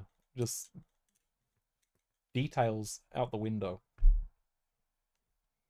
Yeah, I mean, good job. Yeah. How are we even going to fucking stick Would you want a fucking medal? I don't even know how to put the Witching Hour boy into this retelling, okay?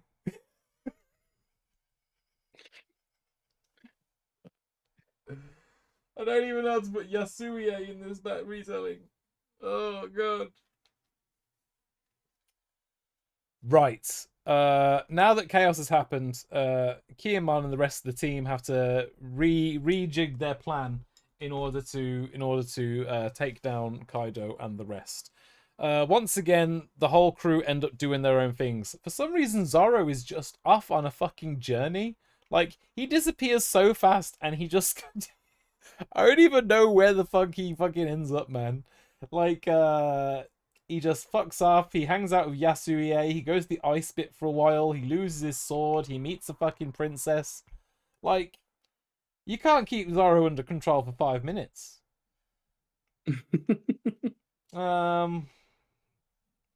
Ollie, help me with Act 2. Luffy's in prison, I'll tell you that much, alright?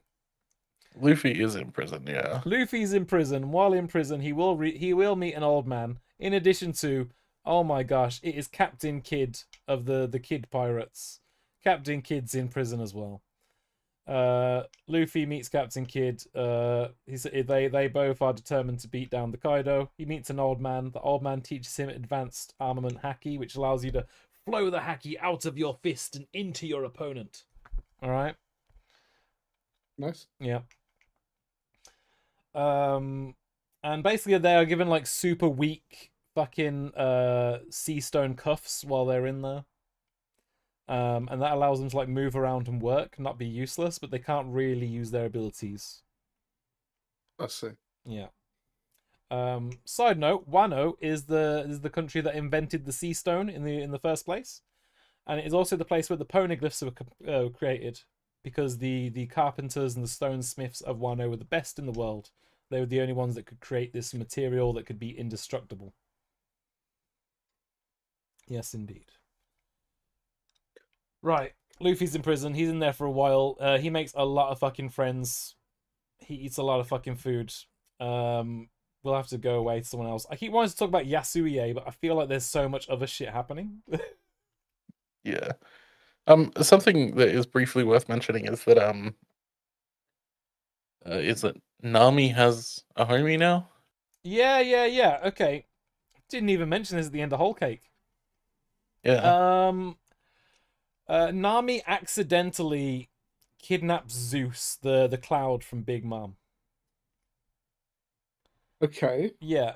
And she basically feeds it thunderclouds. You remember she has her weather science from her time Right, skip yeah. series. She was keeping around like that for a while. And yeah, she's essentially just like holding him semi-hostage. He feels like he should go back to Big Mom, but also he's not anywhere near her right now, and there's some tasty clouds here. I guess. Yeah, She just keeps feeding him clouds. yeah. She claims that Zeus is her slave, and he must do whatever she wants. Okay. Yeah. What else happens in part 2? This is the hardest fucking one. This is the hardest one.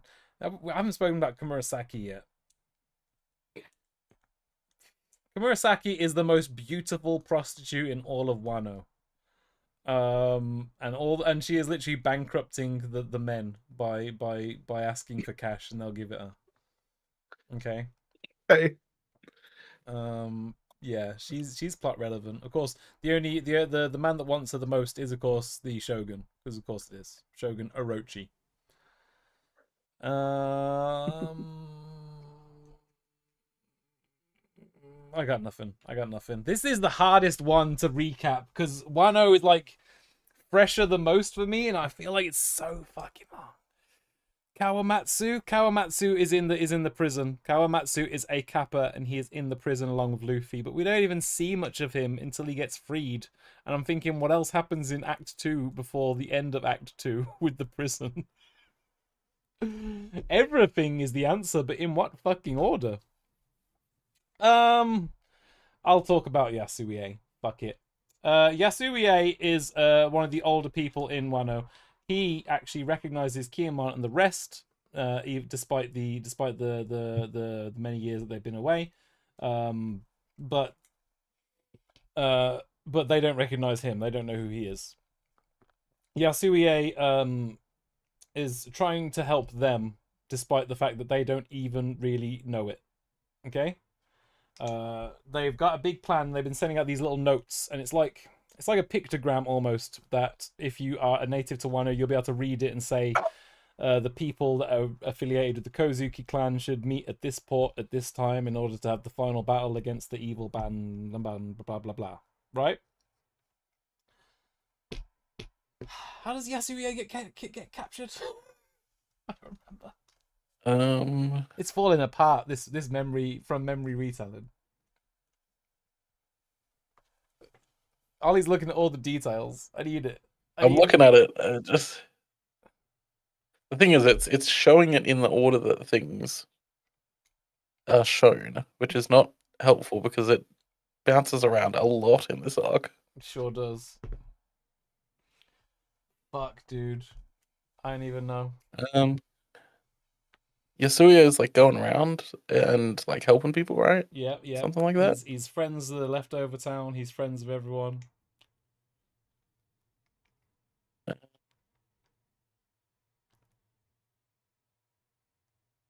Fuck it.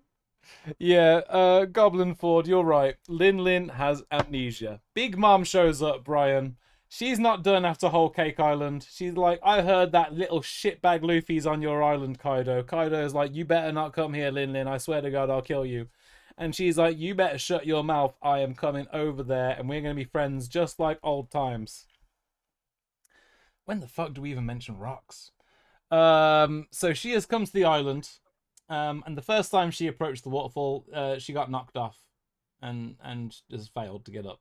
She did, in fact, get over the second time, however. When she went into the whirlpool and came out, got spat out just like Luffy did, she got amnesia. She is now hanging out with Chopper and Little Tama, who we met at the beginning. And they are going to head slowly towards the prison, because that is where there's some nice red bean soup. The fact that Luffy's there is a coincidence, actually. Very good. Yeah. Thank you, Goblin Ford. What else are we talking about? I will say people were pissed off when Big Mom had amnesia. When that first came up, people were so vexed. Because they were like, yeah, finally the story is going to progress. And then she had amnesia. And it was like... Yeah. Yeah. I'm just looking. I think nothing really happens except the whole prisoner thing. Yasue fucking dies, okay? He gets executed, and on his deathbed, he's being crucified. At his crucifixion, he essentially gives people a new message that changes Kiyemon's plan slightly to direct people to a new port to save the plan from being fucked over by Orochi and the bastards. He's also killed in front of his young daughter. And when he is killed, all of the people laugh. Zoro and Sanji are seething at this. It's like, how dare they laugh? Who deserves to be laughed at as they die? And this is where it is revealed to them that they're not laughing because they want to, but it's because that's the only emotions they have left. This is where we return to SAD, SAD, the fluid that was being made in Punk Hazard, which would be supplied to Doflamingo, so he could create artificial devil fruits. Now, right, when an artificial devil fruit is successful, it will fuse a person with an animal. Not give them an animal transformation like a zone fruit would. No, this one will fuse a person with an animal.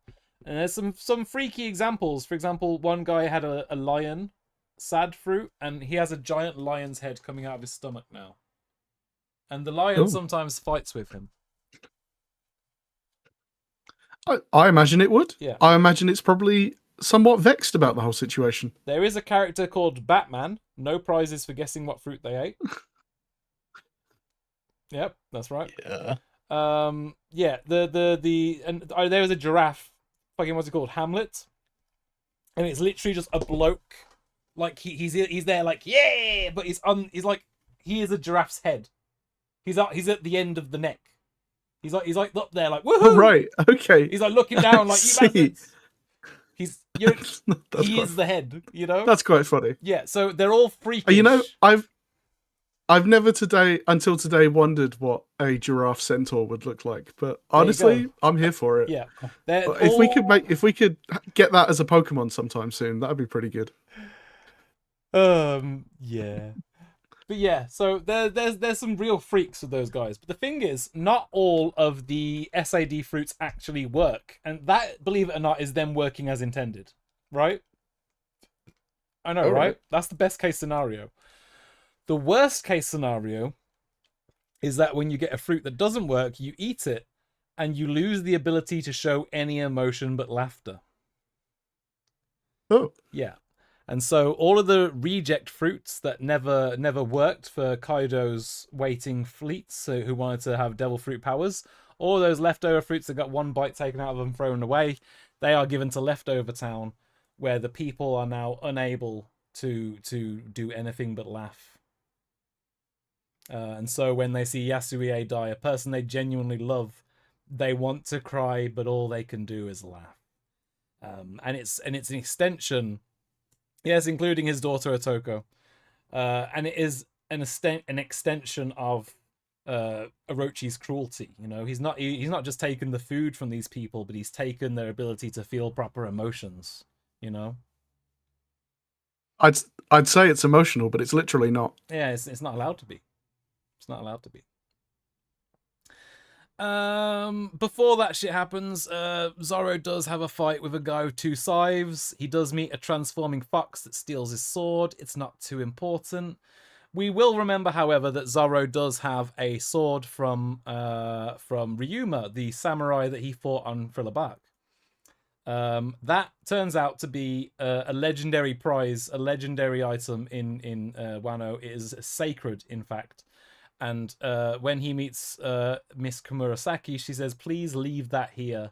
That is a relic of Wano, and in return, I will give you one of my father's swords." Which is very, very nice. Her father did have very, very nice swords. Skip to the fucking reveal. Komurasaki, the prostitute, is actually Momonosuke's sister. As it turns out, when the 20 years passed, because Momonosuke got put in like the time vortex or whatever the fuck, Komurasaki stayed. Her true identity could not be revealed for obvious reasons. And she was taken in by the Yakuza boss. The only thing he could really do for her was give her the best position at work he had, which was being the top prostitute. Okay. Oh, yeah. So she's been through shit over the years as well, and as a result, she has one of Odin's swords. Odin being one of the powerful samurai, as we mentioned before. And yeah, she gives one of those to Zoro. That's very, very nice. I'm definitely getting way out of order now. I'm not gonna fucking lie. Otoko, Yeah, no, this isn't in order anymore. It doesn't matter. Yeah. Fucking hell. It's all over the place. Let's skip to the fucking the prison escape. Big Mom smashes down the fucking doors and she goes to war with Queen, one of Kaido's upper members. Yes, Kaido's upper members of the crew are called King, Queen, and Jack. There you go. Gotcha. You go. Mm-hmm. There's also a person named Hold'em, which is a stupid name. Hold'em, that's true. Yeah.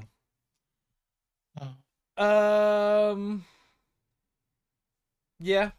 We fucking break into the prison. Queen's there.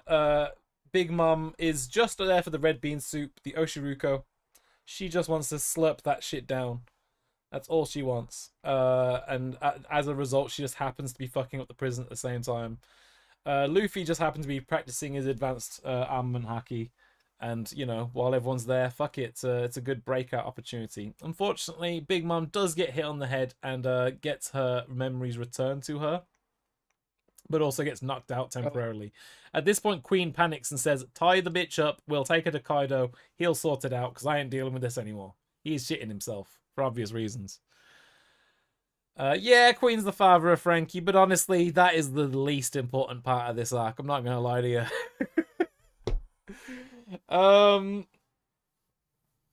Yeah, she gets taken away from the prison, which is very, very convenient because we don't want to fight her now either, to be honest. And it basically leaves the prison wide open for Kid and Luffy, Kawamatsu, yes, you mentioned it before, Goblin Ford, and everyone else to make their escape. Very, very, very good. What else are we missing? Ollie? I think that's about it. Hold on.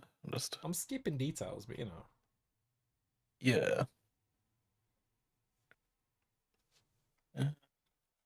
God. I'm skipping details so we can get to the fucking Rizo help. He never does. I'm skipping details so we can get to the fucking Odin flashback. Law and Hawkins? Oh yeah, Law and Hawkins do have a fight. Hawkins is there. Scratch Manapoo's there. I'm so sorry, Tia. This is the worst bit for my memory so far. This is the worst. All the other arcs I was just going, and now I'm like, shit, what else happens? Yeah, just move on. I don't know. Alrighty then. Basically, the crew all get together. They've done their shit in Wano. They have made some plans. It's happening. And here comes the day where everyone's going to meet at the port and sail off to Onigashima, a small island off the coast of Wano where Kaido and his gangsters are hiding out. They'll do this on the day of the Fire Festival, because this is the only day of the year where the people in Wano are allowed to not work, and it is the only day of the year where the capital will be empty because they will be having the Fire Festival on Onigashima, having their own little party. Okay? When Kiyomon and the rest of his loyal samurai get to the port, unfortunately, there's no one there. Kiamon's devastated, but this is the day. This is the day he traveled through time for. This is the day that some of the others have waited 20 years for. He gets in a shitty little sailing boat on the rough seas, which is almost definitely going to capsize. And he's like, let's fucking go, lads. This is what we came here for. And they're all there like, someone's done this. They've set us up. Someone's fucked us over. They said there was a rat. We thought there was a rat. Who the fuck is the rat? And they're all going around each other like, someone was the goddamn rat. Someone's going to own up to all this. Someone was the reason Jack was on Zoe. Someone was the reason that fucking all the plans got scuppered and Yasui had to die. And that's when Kanjuro, the one that we rescued on Dressrosa, admits it was all him. It was just all him. Here's a fun one about Kanjuro that we skipped things. We've skipped things in this retelling. When Kanjuro is introduced in Dressrosa and also at the beginning of Zoe, these are important moments. He essentially has an ability where he can draw something and then he can bring it to life. So he'll draw a bird, bring that to life, and then he'll ride it about. The problem is he's a shit artist. So whatever he draws, it's like he'll bring this bird to life, but it looks like it's dying. It's like this thing barely flies. It is anemic, you know? And then suddenly we discover that he was the traitor all along. I'm sorry, Tia. He's the traitor all along, and he draws a perfect piece of artwork and brings it to life, and it's like, you son of a bitch. Oh, so he's revealed that he's a traitor is actually that he could draw good. Yeah. The whole time he was drawing with his left hand, even though he's right-handed. That's very funny. Acting, like Ryan. That. Acting. Was there like a great moment where he like does something instinctively with his right hand and someone goes, "Hey, hang on." No, nothing like that. It's literally just that he was basically introduced in the same arc where they were like, there might be a traitor, you know. That was it. That was. I honestly feel like it wasn't very well telegraphed, but what are you gonna do? I feel like with that setup, you could have hammed it up a bit more. Yeah, for the fans in the audience, for you Goblin Forge, I don't know if you'll know this one. When Oda originally released an early chapter around the time we had Kiyomon, etc. introduced, we had a silhouette of a character saying goodbye to Kiyomon, and Kiyomon was like, "This is the one that we left in Dressrosa." The silhouette of that character looked like his good friend Denjiro. Denjiro, however, never left Wano, and in the volume release for that chapter, the silhouette was changed. So there was a moment where even Oda was like, I need the spy in, but do I put him in now or do I put him in later? And then he realized he had to do it earlier, and it's like, so you know, I don't even think Oda necessarily knew that he was gonna need to put him in there. So I'm not sure he foreshadowed it all too well. Anyway, yeah, Kanjuro is a bastard. He tries to kidnap Momonosuke. And just as all this is going down, one of them cut down Kanjuro, and they realize that he is a drawing. You know, he did a perfect clone of himself. Because of course he could have done that. He could have done that all along. And that's when the pirates show up, Ryan. Out of the sea, underneath the little lifeboat they were trying to sail over on. That comes Law's submarine. Out comes fucking Kid's pirate ship from around the corner. Out comes Luffy's pirate ship. And then come many ships holding all the samurai of Wano, all ready for the war. And Luffy declares that when you're at sea, you fight against pirates, and they shoot down the Kaido's men that have come to ambush them. Unfortunately, Kanjuro does get away with Momo on a fucking bird thing. And yes, Goblin Forge, you are correct. This is also when Jinbei just shows up. He's like, I'm back, guys. And he's part of the crew now. It's official. Jinbei's back. Oh, okay. He just shows up and he's like, I'm here for real this time. And everyone's happy. He's actually officially joined the crew. Yeah. It took 10 I was going to say, because that's just... all he seemed to do up until now was just show up and immediately solve whatever problem Luffy was dealing with. And then peace out again. Yeah. But no, now he's a member of the crew. And I actually really like him in the crew because like he takes like a mature older uncle vibe, you know? While all the kids are wilding out, he's just sort of in the back like, aren't we having a lovely day, guys? And he has a great relationship with Robin. They make great counters to each other. Love them. Very, very good. Okay, everyone sails off, and Luffy declares that we'll have a big old drink and a party once we have finally taken down Kaido. And we sail off to Onigashima ready to fight.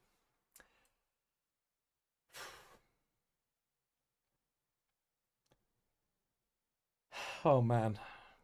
I'm sorry, I'm mentally collecting all the pieces. Essentially, Onigashima is a big rave. They're having a rave. Scratch Menapoo is on the decks. They're eating loads of food, they're spilling loads of food. That angers Zoro and everyone else because obviously there are people on the mainland that are starving, etc., etc. We also get introduced to the Toby Roppo, who are the 6 strongest members of Kaido's crew, excluding King, Queen, and Jack. The Toby Roppo are like pretty cool, and like almost everyone in the crew, they're like fucking animal themed. Toby Roppo specifically are like, I don't want to say extinct, but like some of them are dinosaurs. One of them's like saber-toothed tiger, and one of them's just a fucking giant spider. So I'm not sure what theme the giant spider is fitting with there, but like, there's supposed to be some sort of theme, okay? Yep. Yeah, they're all giant animals. Fucking fights happen, mate. They get into there. They're a little bit undercover for a little while, but honestly, fights happen. I will say that like once Big Mom got back and met Kaido after being captured, they really did just become friends again. They really did they just started drinking with each other, and they're like, you know what? Maybe we could share the title of King of the Pirates. You know?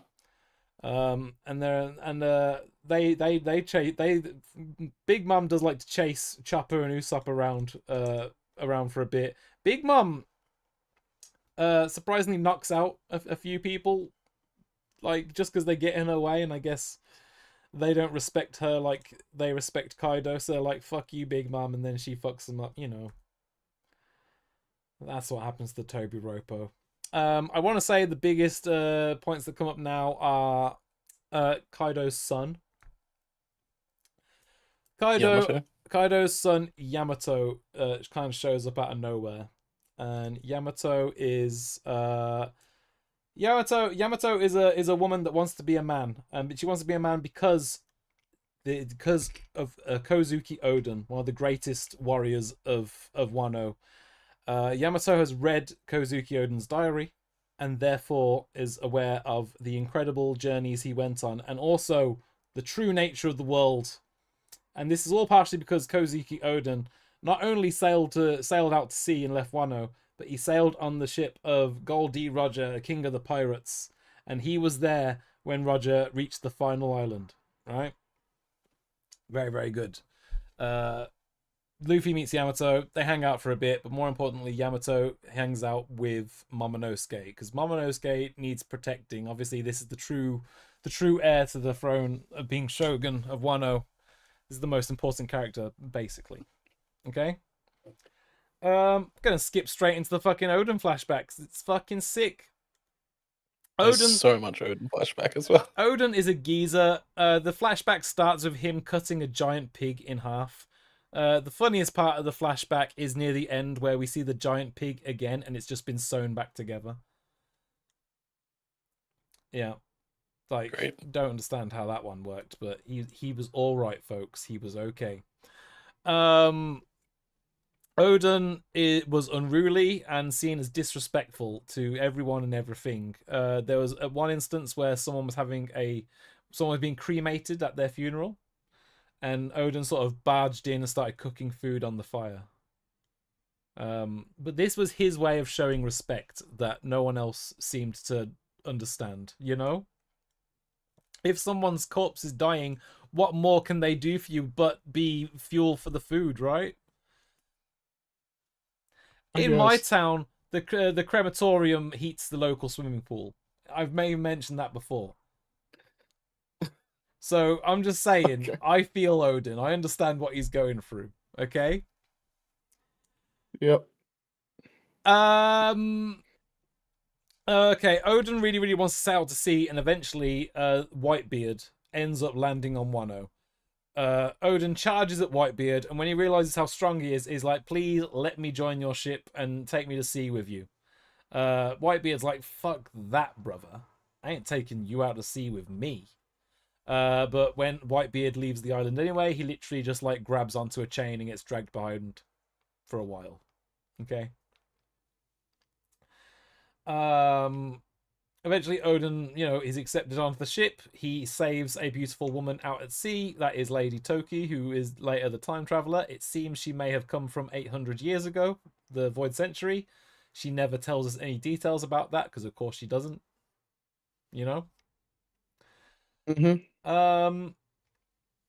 They basically start sailing across the sea. They have two beautiful children, Momonosuke and Hiyori. And that is when Whitebeard's ship one day comes into contact with Goldie Roger's ship. Roger is apparently very, very excited about meeting a samurai. And when they meet up together, Roger basically gets on his hands and knees after a very, very cool fight sequence. He gets on his hands and knees and says, Whitebeard, bro, do me a solid here. Let me borrow Odin for like a while. All right, just let me borrow the guy. Whitebeard's like, what the fuck? That's one of my brothers. You can't do that to me. But Odin's like, I'd actually like to go with him, I'd like to see the things. And this is because the words that Roger said to Whitebeard and Odin that day, it had Whitebeard laughing his ass off because he couldn't believe the childish words that came out of Roger's mouth. But Odin sat in stunned silence like, God damn, this bro's for real. He meant that shit right there. What did he say? Don't know. But it was almost certainly the same thing that Luffy said his dream was. It's not becoming king of the pirates. Whatever that is. Yeah. Let's can I get a hold up. I'm just gonna get this shit fucking I'm just gonna get this whole fucking video blocked.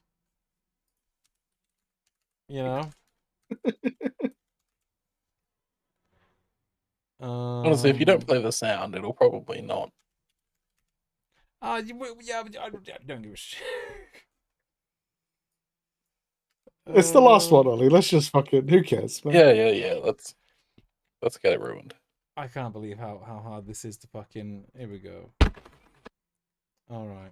Jesus. Did you hear that? Yeah. Oh, did you? Very much so. Crazy. Alright, now... Look at this. This is like the worst shit I have ever seen in my fucking life. What the fuck is that? That is like the worst thing I've ever seen in my fucking life.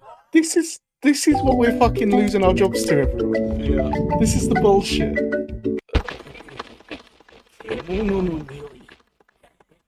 Yo, samurai.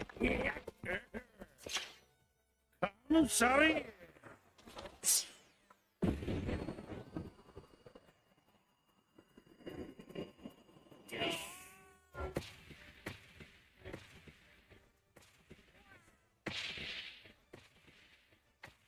Yeah, classic. So true, Ryan. I'm glad you suggested that we do this whole series.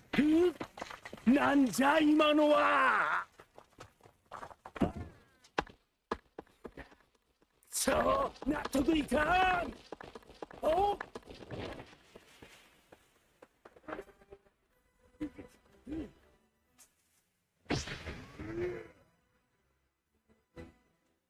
I really appreciate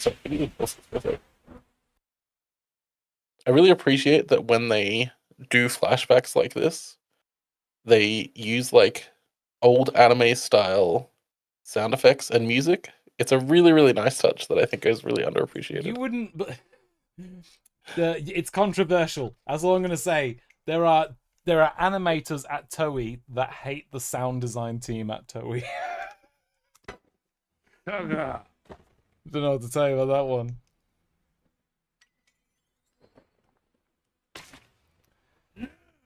And then they're gangsters, Ryan, as you can see. As you can see, Ryan. It tears apart the world, Ryan. Ryan, Yeah. it's emotional.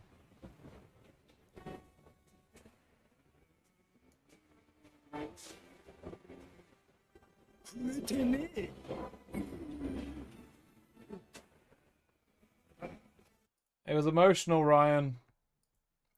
Right. That was all in the flashback. There was other things in the flashback. There's some really fucking amazing episodes in there for you, Tia, once you get there.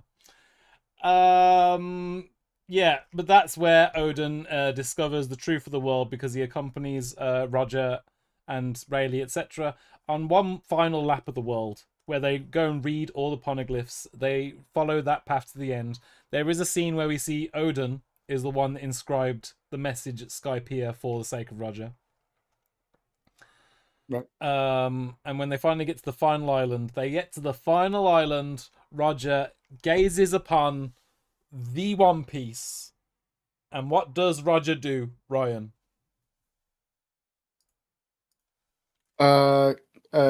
He kills himself. All right. Well, I liked the guess. It's not the answer I was looking for. He laughed, Ryan. Oh, nice. He laughed. That's better. Yeah.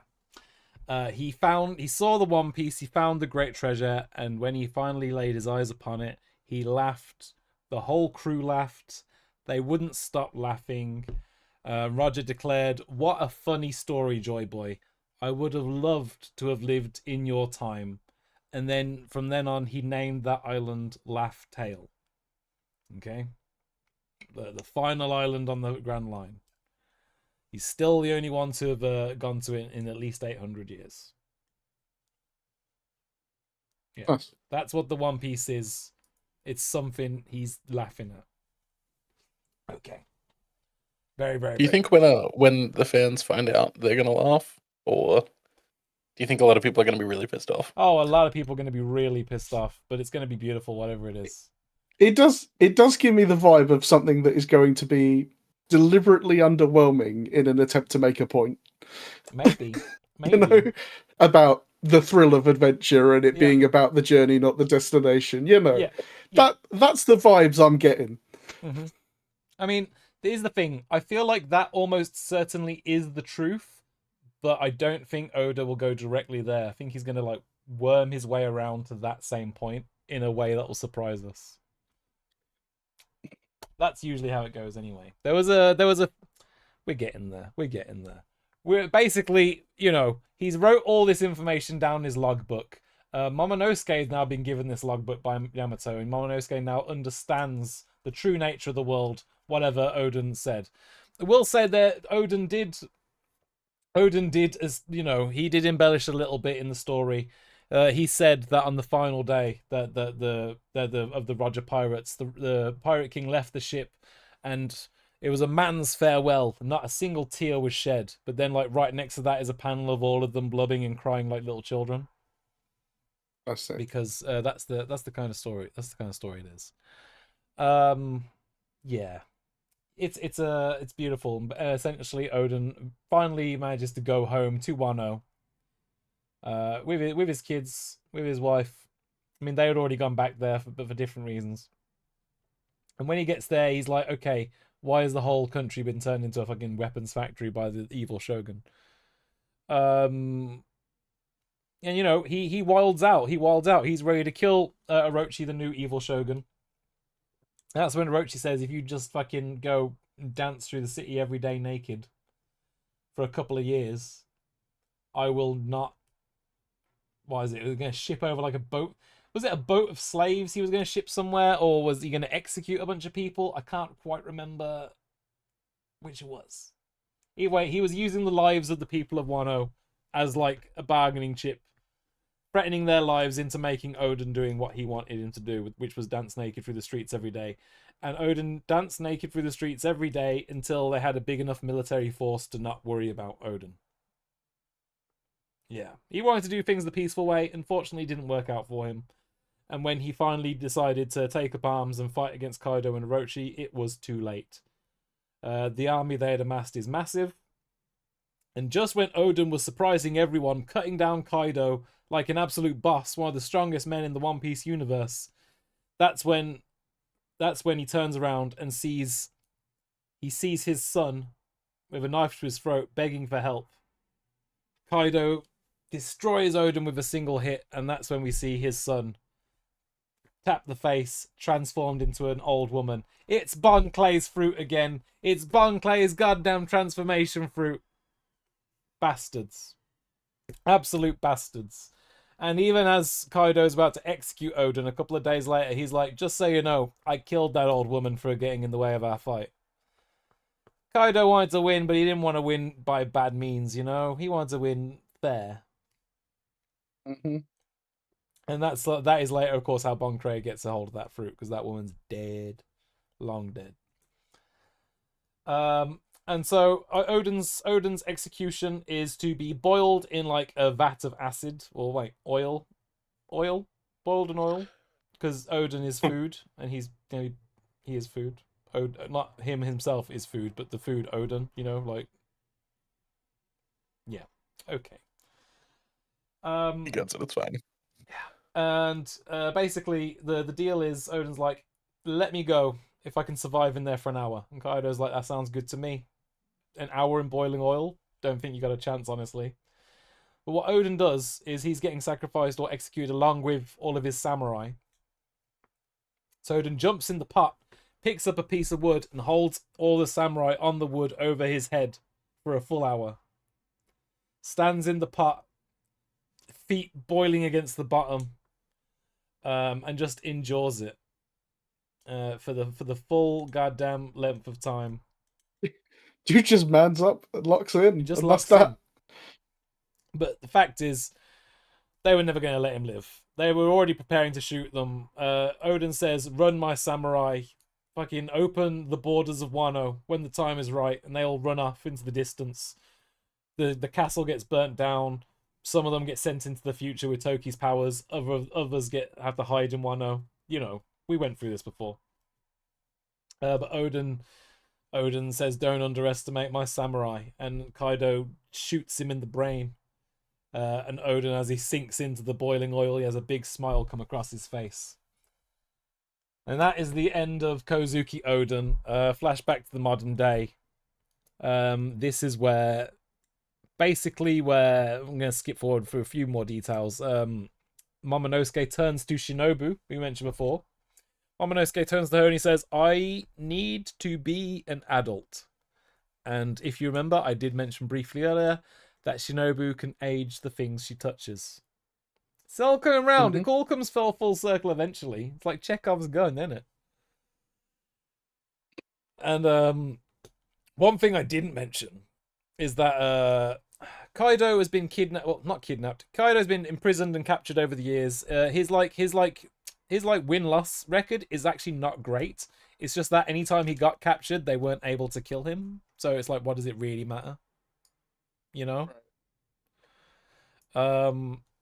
But after being captured a few times, he has been like experimented on, etc., etc. And this includes having his devil fruit cloned. He had his Azure Dragon Devil Fruit cloned, and Dr. Vegapunk was able to create a pink Dragon Devil Fruit. I might have skipped this little detail, but that Devil Fruit was in Punk Hazard, and Momonosuke ate it. That's pretty important detail. I might have skipped over it. I might have done. But this means that he transforms into a small pink lizardy dragon, and when Shinobu uses her age powers to give him essentially the 20 years that he skipped over by jumping forward in time, he might still have the brain of a child, but he is now an adult. And when he transforms into a dragon, he's fucking massive, just like Kaido. God, any other anime would take the opportunity to make something really problematic out of that. Oh, don't worry. He attempts to cuddle up to the ladies later, and they punch him in the face because he's an adult now and not like 5 years old or whatever. Good. I'm glad I could bait that story out of you. There you go. Yeah, I mean, earlier in the series, he was like, you know, having baths with the older ladies and very much enjoying it because he was a small child and he could do that. Yeah, yeah, and he wanted that to not change, I suppose. Couldn't imagine why. I mean, look, if there's anything I've learned about this world, is that if you look hard enough, there'll be someone out there who's willing to match your freak, no matter the circumstances. There is one detail that I have skipped over in all of this, and that is that Kaido literally lifted Onigashima Island out of the water. The whole island, and he is planning to place it on top of the capital. Just killing everyone that's there currently, just placing a giant island on top of it. Okay? Right. Okay. He can do this because he's a big dragon, and dragons don't fly. They create flame clouds, which float in the air, and he can grab onto them. He can create and grab them like he's like climbing an invisible ladder, you know? That's how dragons fly in this universe, and probably in some sort of mythology I'm not familiar with. He creates so many flame clouds, he's able to lift the island and carry it that way. So it's not like he's actively doing anything, it just looks like he's psychically moving a fucking island. But, yeah. Now Momo has to learn that ability as well, because he is also a dragon of sorts. And whereas Kaido has become this horrible dragon that's been terrorizing the country of Wano for so long, Momo is going to become the very, very nice dragon, the pink dragon that saves the place, essentially. And Luffy has been fighting on top of the island with Kaido and Big Mom alongside Law, Kid, Zoro, and Killer, who is Kid's second in command. Kid and Law eventually have to take Big Mom inside of Onigashima. They blast her down to the ground level. Law uses his sword, makes it really fucking long, makes a fucking tunnel into some lava crevices, and then Kid uses like a giant laser. Just a giant laser gun to blast her down there. That's the end of her. Luffy, meanwhile, dies. Luffy briefly dies because, by the way, Tia, I'm really sorry about all this. Luffy briefly dies because while he's in the middle of a fight with Kaido, everything going all out, gear forth, fucking smashing mans in the face, doing it all. Kaido's about to bring down one big old hit on him. And whereas Luffy would be able to dodge or defend or do something, unfortunately, a fucking CP0 member sneaks out of nowhere and fucking grabs onto Luffy so he can't move, giving Kaido a clean fucking strike.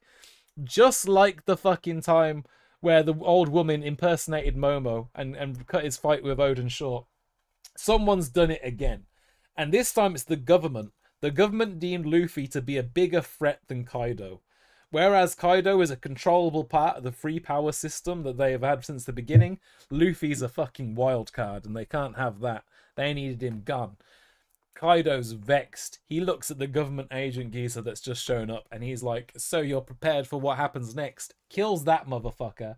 He's outraged. He's telling everyone in Onigashima, he's like, it is the end for all of you motherfuckers. He's dead. I'm done. It's all fucking going down now. We've skipped Queen's Weapon, and honestly, we're probably going to skip King as well. It's kind of... We'll come back for King. Okay? It's at this point that Luffy comes back to life. His heart starts beating. What is that off of the coast of Wano? For some reason, it's the fucking elephant from Zou. The elephant shows up. The elephant starts talking to Momo. And it's like, I can hear the drums of liberation. Joy Boy is here. And that's when Luffy's heart just starts beating like a drum beat. Bum ba da bum bum ba da bum bum ba da bum ba da bum bum, like that. Alright? Okay. His hair turns white, his clothes turn white. He looks up at the moon. He becomes the sun god Super Nika. I mean, it was compared to the Super Saiyan transformation quite liberally. It really was. But he becomes the sun god Nika, Gear 5. This is where it is revealed that Luffy's devil fruit is not the Paramecia Gum Gum fruit, because there is no such thing as the Gum Gum fruit. That doesn't exist. It was actually the human fruit mythical model Nika, the legendary sun god of the One Piece world that got hidden in the shadows along with the existence of many other things 800 years ago. Any questions? Several hundred. Fantastic. Okay, I will continue. I will also say briefly while I'm here, Zoro's fighting King. King is really cool. King is like a giant dude. He has dark skin, he has tattoos around his eyes, he has big black wings, and he can make flames appear from his back. We know he is a Lunarian, and the Lunarians at one point used to live atop the Red Line where Marijoa is now. Don't really need that many more details, but he's really, really cool. Kaido took a liking to him because they were being experimented on in the same lab, and he broke him out. Yeah. Now that Luffy has awakened to his sun god powers, Luffy ate a god fruit. Yeah, sorry, Tia. I'm really, really sorry for all this. Alright? Okay, listen. Luffy can now turn not himself to rubber, but other things to rubber. No, okay, the sun god Nika has a rubbery body. Don't worry about that detail. That is just, when you think about it, he's had transformations this whole time, you know? It's like, it was all there. Anyway, he can now turn other things to rubber, and now he can grab things which he shouldn't have been able to grab before. So, for example, he gets flung up into the sky and he hits some clouds, and he just like rolls along the clouds and stands on them because he can rubberize the clouds now, you know?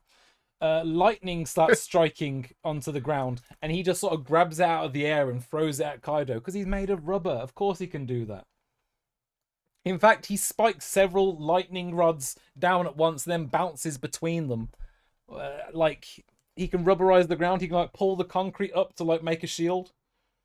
Like, he's full on Looney Tunes. He's Bugs Bunny and shit, you know.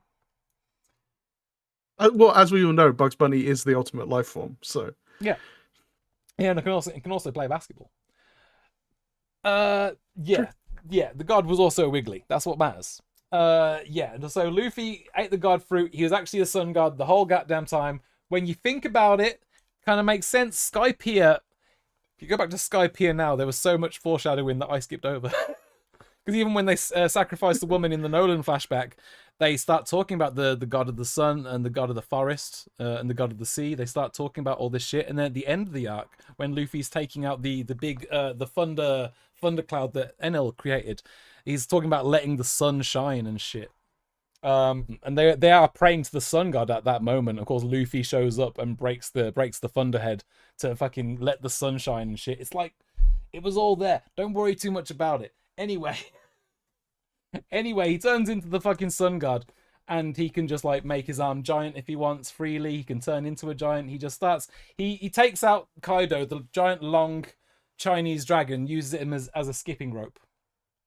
Just uses him as a skipping rope. He like starts humiliating him. Now, in defense, Kaido's sick. In his defense, Kaido is sick as fuck. He does really, really cool shit in this fight. Like, some of the anime episodes are like some of the best animated One Piece episodes ever.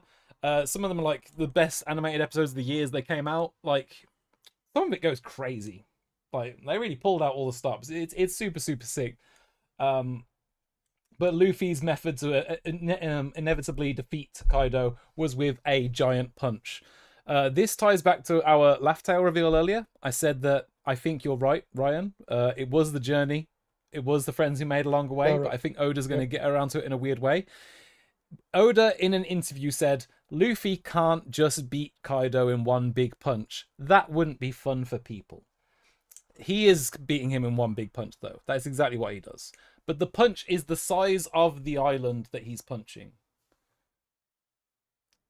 yeah, I suppose that makes it interesting enough. Yeah. I mean, you know, it's all the whole Gear 5 thing, but yeah, no, it is very good. And Luffy says he trusts Momo and asks Momo to drag the flame clouds, move Onigashima out the way so he doesn't destroy the whole island in the process. And yeah, that he needs to punch Kaido out right now. And as they are doing like the final clash, Luffy's bringing down his big fist. Kaido is like, what sort of world can you hope to create? And Luffy says he hopes to create the sort of world where people can eat as much as they want. And that smacks Kaido down to the earth, through the earth, into like some sort of volcanic crater. defeating Kaido once and for all, Momo is able to slowly guide the island down to the ground. And when the samurai and Momo reveal themselves in the flower capital, the people are like, I thought we had a day off. I thought we didn't have to worry anymore. Thought we didn't have to fear. And they come down with the giant pink dragon. They're like, no, you don't have to fear anymore. For Kaido and Orochi have been defeated, and we live on. There is also a nice moment where Komurasaki, the best prostitute in the land, she does also kill Orochi. Of course, she has been the victim of his affections for all these years, so it feels fitting that she would be the one to finish him off. Basically, the building is burning down, and she puts a sea stone nail into him, so he can't, like, do anything. Oh, right. Yeah, and she just Nice. lets him burn. It's a very, very good scene. Very, very good scene. It's really good, Tia. It's really, really fucking good. I'm sorry you're getting it via me. I really am. This shit's great. Even the afterwards, like they're having a big party in Wano. Yamato's there, you know. We got adult Momonosuke. We got fucking Luffy. We got the whole fucking crew. Everyone's happy in that. The arc finishes off with a Marine Admiral coming to invade the island. He's like, well, since Kaido went here anymore, I'm fucking moving in. And who else but Red Hair Shanks tells that Marine Admiral to back off. Now, I will say now, this is one of the only times in the entirety of the One Piece series where it is very, very obvious that Oda was asked to do something. Shanks showing This up... and the 9/11 thing. Yeah. Shanks showing up should not have happened. And I feel like it's very, very obvious. At the time this chapter came out, this is when One Piece Film Red was coming out, which is a Shanks-themed movie. And it really seems like people came down like, we need to promote the movie in the manga somehow. Could you just make Shanks show up, please?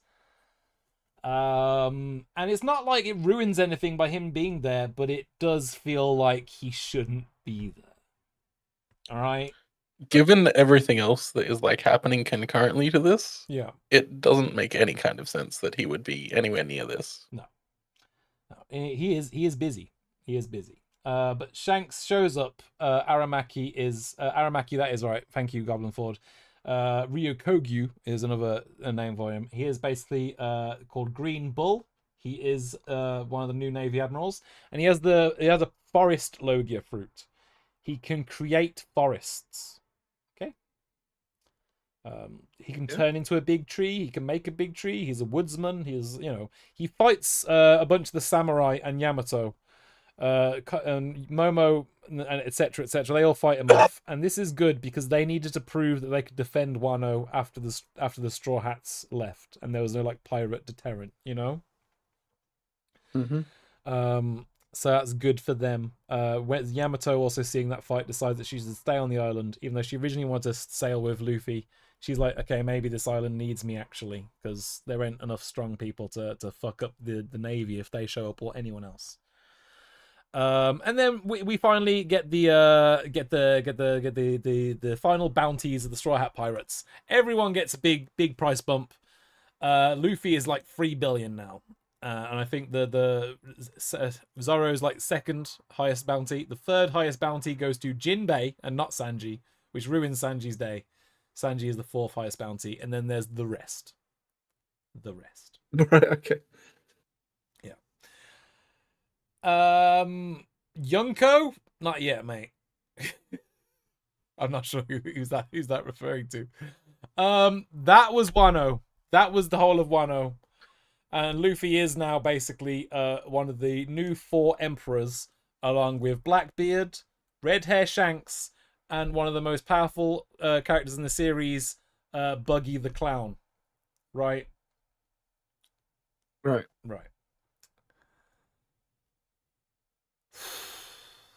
Where do we rank Wano? I skipped an absurd amount for this arc. Yeah, just a like 70% of the things that happened, because there was no other way. It would have just, it's, as I said, this ran for 4 years, and it is dense. Like, it's so incredibly dense, where every single episode, every panel in the manga, it just it is necessary and sets up so much. Why do people ship Buggy and Zoro after this arc? What do you mean after this arc? I mean, I think it's from Orangetown, but you know. Yeah, so those are the new 4 Emperors. Where are we putting Wano, Ollie? Where are we putting out Wano? I'm gonna be real. I think it belongs in Masterpiece. I think it's below Water 7, but I think it's still the top of the tier. I will say it is only by virtue of the fact that it is extremely long that it gets to that point where it's like it's frustrating to watch because it is so long. Because again, I watched along, but it has some of the best moments in the series. It's got 2 trans characters that are treated quite well compared to, you know, prior. Ryan, I may have trans mentioned characters. that Zoro said there is an enormous woman. There Yeah. There you go. Okay. So yeah, I mean it's brilliant. It's such a good arc. Didn't even mention Izo coming back, but of course I didn't mention Izo in Marineford. Oh god. I mean, Marco the Phoenix turns up at one point as well. Like, yeah, Marco does show up for the whole Onigashima raid. Yeah, and you know, Cat Viper visits him on the secret Whitebeard Island to drag him into the raid. What happens on the secret Whitebeard Island later? Bad things. God damn it. Yeah, no, I agree. Wano is really, really great, and the fact is, Wano is being built up to ever since Punk Hazard. Punk Hazard obviously introduces Momonosuke and Kiyomon. We get Dressrosa moving that forward with Kanjuro, and Doflamingo being interested in Momo because he's trying to please Kaido. Yeah. Odin's dad does show up. Odin's dad is actually like the old man that was taking care of Tama in the beginning. Okay. In fairness, here's the thing. Oda put so much into Wano that he didn't even wrap it up properly. So at the beginning of Wano, we have Tama, who is a very, very hungry girl. She's living in poverty, but she's being treated well by the Tengu Yama, I think his name is at the time. Here's the things that we're not joining in. Tengu Yama was actually trying to stop a cycle of violence by raising Tama, because Tama is a Kurozumi. Kurozumi is the name of the family that hated the Kozuki and were going to war with them. The Shogun Orochi, he was Kurozumi Orochi. He took the Shogun throne from fucking Kozuki Oden, you know, or Sukiyaki, I think it was at the time. So yeah, like there was this like family that was being persecuted in Wano, and Sukiyaki was attempting to stop the cycle of violence by raising Tama to not feel that cycle of violence, not feel that persecution, that hatred. Ultimately, it does work out because Momo becomes friends with her, and that essentially puts an end to it. But Oda didn't even get time to say, "Oh, by the way, this is Kozuki Tama." It just didn't happen. Right. Like, he set up he set up more shit than he even managed to finish. Is what I'm trying to say. Yeah. That's what happens when a story takes 4.5 years to tell. You lose a couple threads. You forget stuff. Yeah. But yeah, it is a good arc, and it takes so long to set up. And I think there are some moments that pay off amazingly. And like even Zoe, I feel you know, all of these arcs just make Wano feel more impactful because of how long it took, the characters that are built up, the storylines that have come together, and it all feels impossible without all the characters we meet since Punk Hazard. Yeah, I would argue that like even going back to like Thriller Bark and just a little bit before that is like when the finale of Wano starts getting built up to, right? Like that. Yeah, absolutely. Like with Ryuma on Thriller Bark, like that. It's like you watch Wano and you get to the end of it, and it's like Oda might be a genius. I just remembered, he might just be a genius. I just remembered some shit I don't think you know yet, but I'm going to tell you. It happened in the recent cover story where Yamato, she hangs out with Ulti in page 1 now. Ulti in page 1 become Yamato's samurai after getting saved from Who's Who. And In the cover story, one of the things they want to do is visit the grave of a great Wano hero. And when they get there, the name on the grave is Kozuki Moria. I see. So, this... Was Moria raised on Wano? Almost certainly. Did he fight Kaido actually for the sake of Wano? Almost certainly. And we know Moria got his crew wiped out by Kaido, which is what turned him to digging up graves. And it very well may be one of the first graves he dug up was while he was on Wano before he left. We got Ryuma. But he actually did that fight in the first place for the sake of Wano and not just like take control. He may have been a distant Oden relative. What the fuck was the chances of that? It's just bonkers. It's nuts.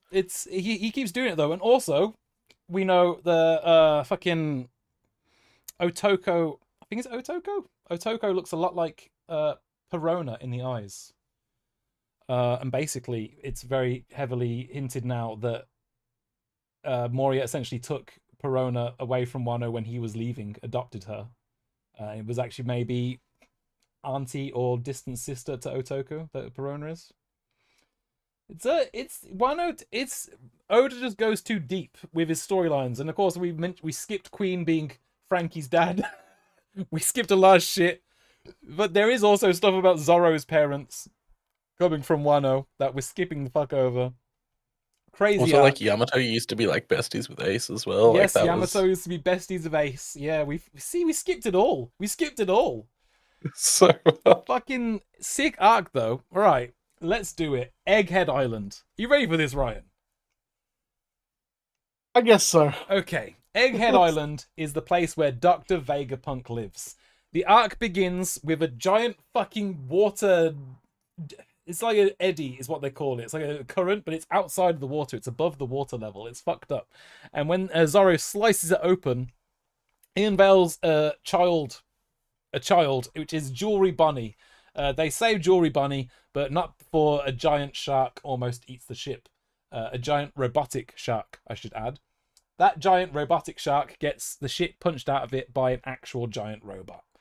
And that giant robot holds the ship in its hands. And out comes Dr. Vegapunk, the world's most incredible scientist. Tia, I'm so sorry, by the way. World's most incredible scientist, Dr. Vegapunk, and it is revealed that Dr. Vegapunk is a woman. Except, is Dr. Vegapunk a woman? Well, we get onto Egghead Island proper. And this is where we meet another Dr. Vegapunk. And this is where we discover Vegapunk is a single person who looks just like Einstein. Right? That makes sense to you?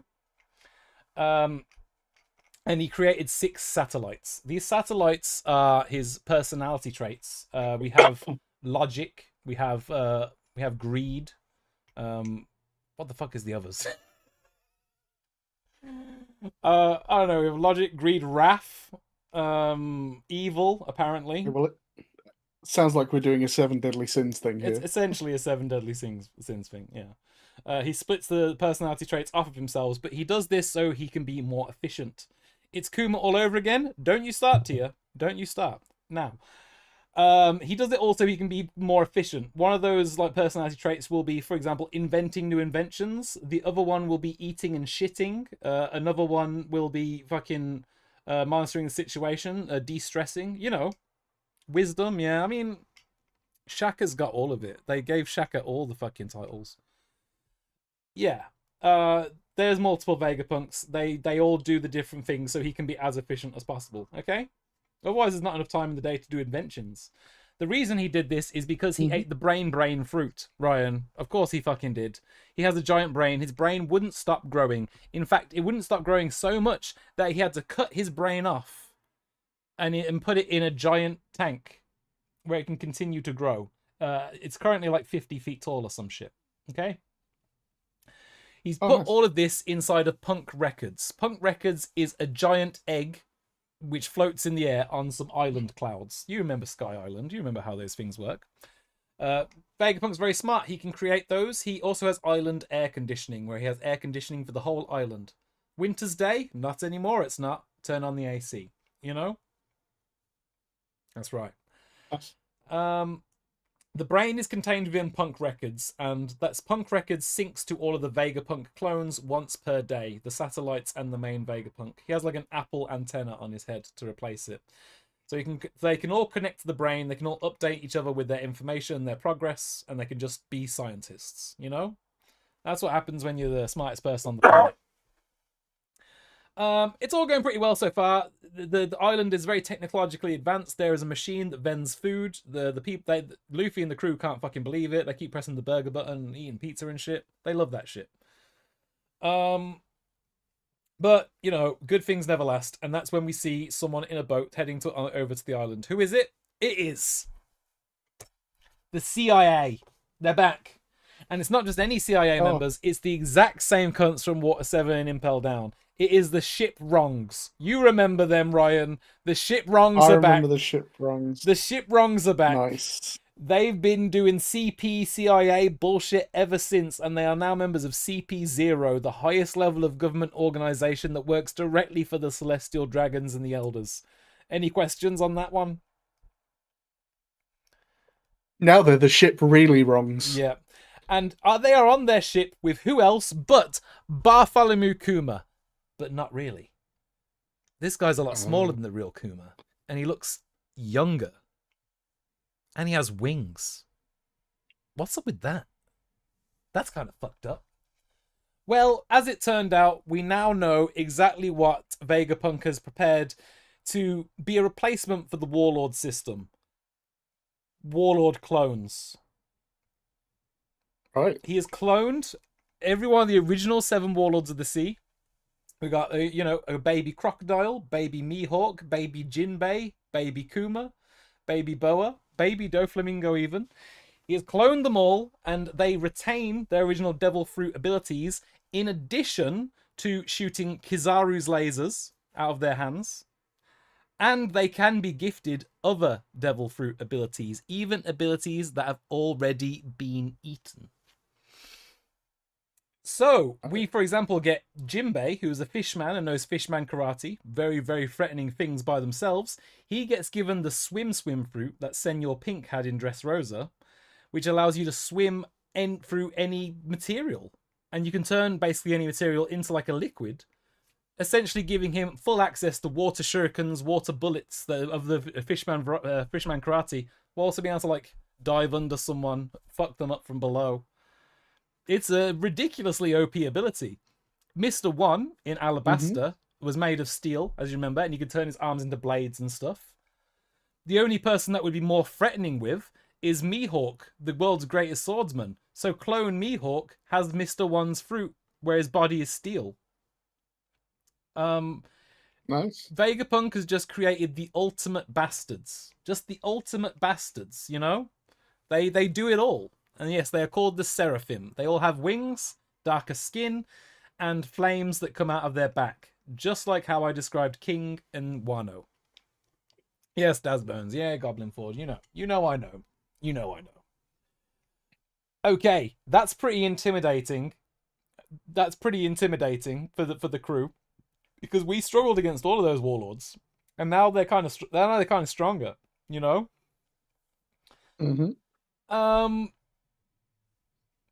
But that's just what they have. That's just what they have planned. And as long as nothing goes wrong, nothing will go wrong. But that's when, of course, the CPs show up, and the CPs have authority chips. These authority chips will mean these Seraphim will listen to them, and the CPs immediately start trying to fight. Luffy and Zoro immediately get dragged into the fight. But it's been a long time since Water 7 and Enies Lobby, and they know the Ship Wrongs are a bunch of bitches. Luffy demonically punches out Lucci really, really hard. Lucci tries to kill Sentomaru, doesn't do a very good job of it. Fucking Kaku attempts to fight Zoro once more. Can't be done. The crew is too strong now. They've gone through shit. The Seraphim are, however, a little bit more threatening in this situation. We just watched the Luffy Gear 5 versus Rob Lucci because it is my favorite scene in the series. Let's pull it up. I got the link. I got the link for you. That's fine. Oh, you've already got it? Oh, I've got it. Yeah, I've lined up. There's so many cool sequences. This is a fantastically episode. Fantastic animated episode. So good.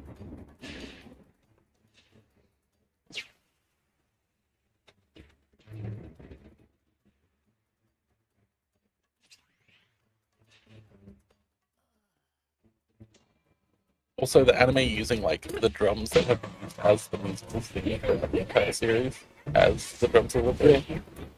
So good.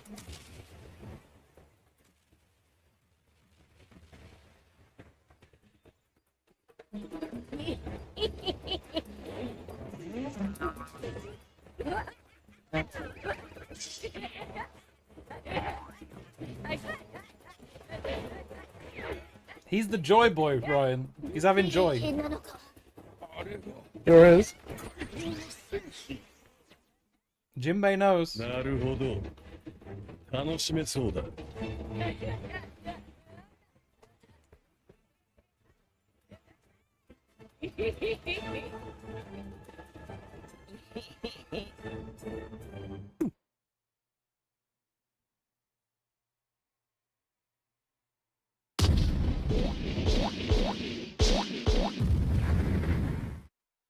So Yeah, good. Just evil Bugs fucking Bunny. one tap them.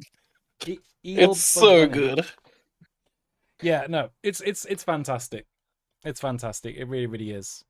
Oh my god. We haven't even fucking mentioned fucking what happens at Hachinosu. Fuck. They should have put that as its own arc. God damn. Alright. Okay, yeah, no, shit happens. Shit happens with Luffy, Lucci, Zorukaku, but they are kind of bitches now. They get fucked around. We enter into the murder mystery section of Egghead. Yeah, the hand-drawn animation is fucking gorgeous. It really, really is. The murder mystery section of Egghead is the downtime portion. I don't think it's very good, but luckily in the anime, I felt like it went through pretty fast. It didn't feel too long. Essentially, Shaka, the logical one, the good one, the Vegapunk satellites, he gets his fucking brain blown out, Ryan. Right? Just brain blown out. Who did it? The Seraphim start acting up. Who's ordered the Seraphim? Because there's an authority tier. You need, but at the bottom, authority chips. And then it's like fucking... I can't remember who's next. I don't know. Either way, the point is... Oh, it's Sentomaru. And then it's the Vegapunk satellites. There's the elders. Basically, you need to be on this level. If you give the Seraphim an order, and then someone above you gives them an order, the someone above you will override them every time. You know. The Seraphim, however, are not listening, which means someone from above them has given them an order, which means it's probably one of the Vegapunk satellites. That's not good. And then suddenly the Vegapunk satellites basically start getting killed off one by one. You know, a few of them survive, but blah blah blah. We're going to skip to the end. It was York. It was the one who was the Vegapunk of greed. It was the one who was greedy, okay? It was the one that was greedy. Why did she do it? She wants to become a celestial dragon. That's not good. Okay. Yeah, she's you know, the greed, Ryan. It's terrible. Greed is bad for you. Okay. She wants to become a celestial dragon. She's essentially sacrificing the other Vegapunks for it. And it's because the Vegapunks have continued the study of the ancient kingdom and the Void Century. They continued all the research that O'Hara did. They saved the books from the library of O'Hara. They've retained all the knowledge. They continued Dr. Clover's research, the stuff that Robin ran away from home for, you know, all that shit. You remember. All that knowledge has been retained, and as a result, Ryork has told the Celestials about this, and they're like, we are going to come kill that motherfucker, and I suppose you can hang out with us, because you're kind of useful for us. Why is she useful? The Vegapunks have managed to create the Mother Flame. The Mother Flame is an infinite energy source, okay? The problem is, it can also be used to power bad things. In this instance, it may have been used to power an ancient weapon, assuming the government really does have access to one of the ancient weapons. And if it was, then they used it to destroy the country of Leloucha. Leloucha got wiped off the map, and the hole left in the wake, the crater of where the island used to be, looks just like the massive hole underneath Eni's lobby. That giant waterfall is piling in endlessly. After that happened, The sea levels around the world rose by 1 meter, sinking certain islands and erasing coasts around the world. Okay? Mm-hmm. It was bad. Vegapunk realised that the part of the Mother Flame must have been stolen and immediately put into effect a plan to somehow make sure to out who did it and get the truth out to the world, you know? He even erased his own memory after making the plan and putting it into effect so he couldn't give away the fact that he knew too much. Yeah. Fair enough. Yeah, well, there's always some stuff like that. Unfortunately, the government are on their way, and it's been taking too long. They need those Vegapunks dead, so they can cover up the information while also retaining access to York, one of the Vegapunks, so they can continue making the Mother Flame. You know, it's essentially nukes. It's essentially nukes. They essentially made nukes. They want to retain the ability to make nukes. Fair play. Yeah. Okay. So as a result, Saint J. Garcia Saturn, one of the 5 elders, has left Marijoa. He's on a boat and he's coming down to Egghead himself. Very bad. Very, very bad. Kizaru is also with him. The guy made of light that fucked everyone up at Shabondi Archipelago. Very, very bad. Kizaru shows fucking... Just let's just skip to it. Kizaru shows up, Luffy and him fight, and it's fucking awesome. Ali, do you have a clip? Yeah, probably. If you don't, I'll probably get a clip. We are just determined to get Clips. Yeah, all three copyrights from this story. Yeah. But it's really cool. I mean, he's duplicating himself because he's light, isn't he? And Luffy's sick light.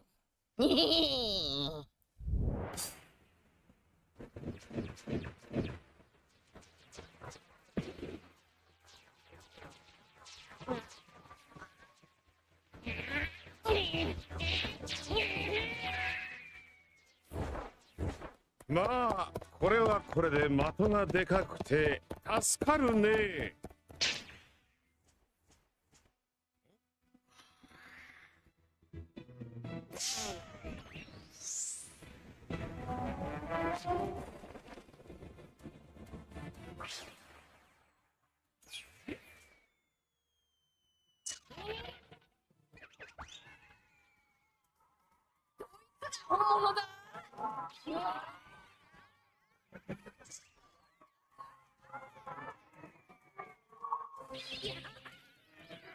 なんてやったな。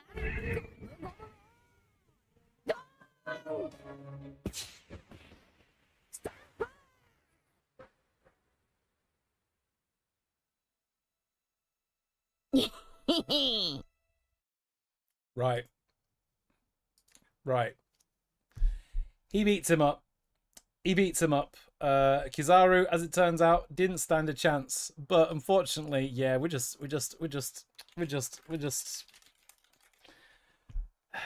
You'd think Luffy beating him up would be enough, wouldn't you?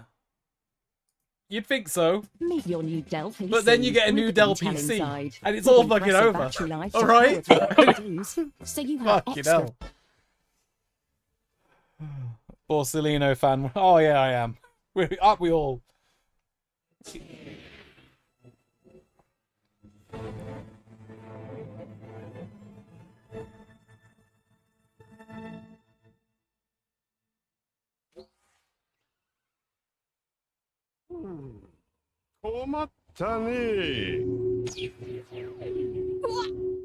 Just watching One Piece now.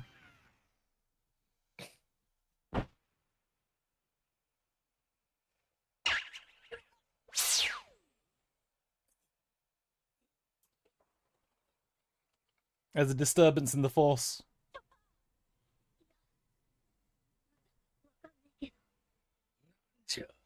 I like how Chopper of all characters can feel it. I like Nami just. I assume that's animal instincts happening there. Yeah, probably.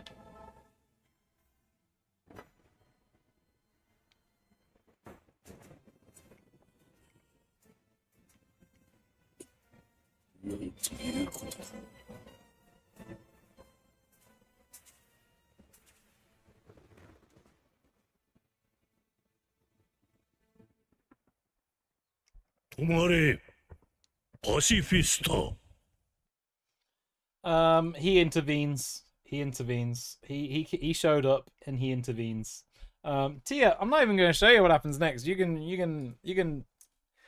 Luffy has to fucking fight Saint Saturn. All right, and Saint Saturn is a big bitch, and that's not going to be easy. All right. But just when you think it's going bad, Saint Saturn, what does he do? He basically kills Vegapunk. He gets stabbed by Bonnie. He's about to kill off Bonnie. He lifts Bonnie up in his hand and he's like, I'm gonna kill this small child right now. I'm sick of her. Alright? And that is when who else shows up, Ryan, but Bartholomew Kuma. That's right, the real one. Fuck, it's been a while, right? One more time for good measure. Yeah, one more time for good measure. Yes, Bartholomew Kuma shows up, pulls up on the island, and he's right, that's it. I ain't having it. He sees what's going down. He sees Bonnie is going to get blasted up by Saturn, and he comes in with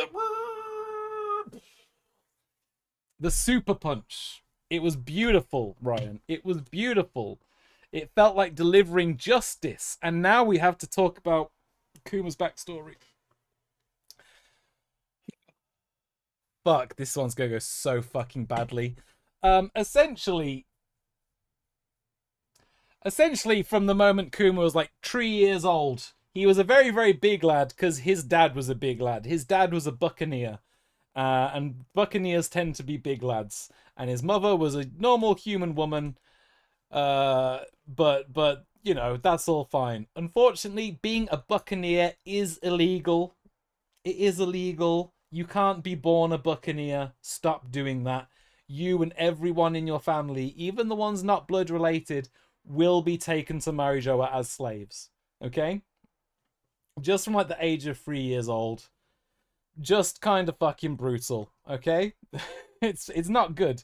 While he is being held as a slave in Marijoa, he finds out that his mother perished from the suffering she went through up there, and his dad gets shot in front of his face.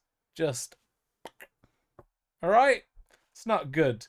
This leads to the human hunt competition, which in this instance is going to take on the island of God Valley.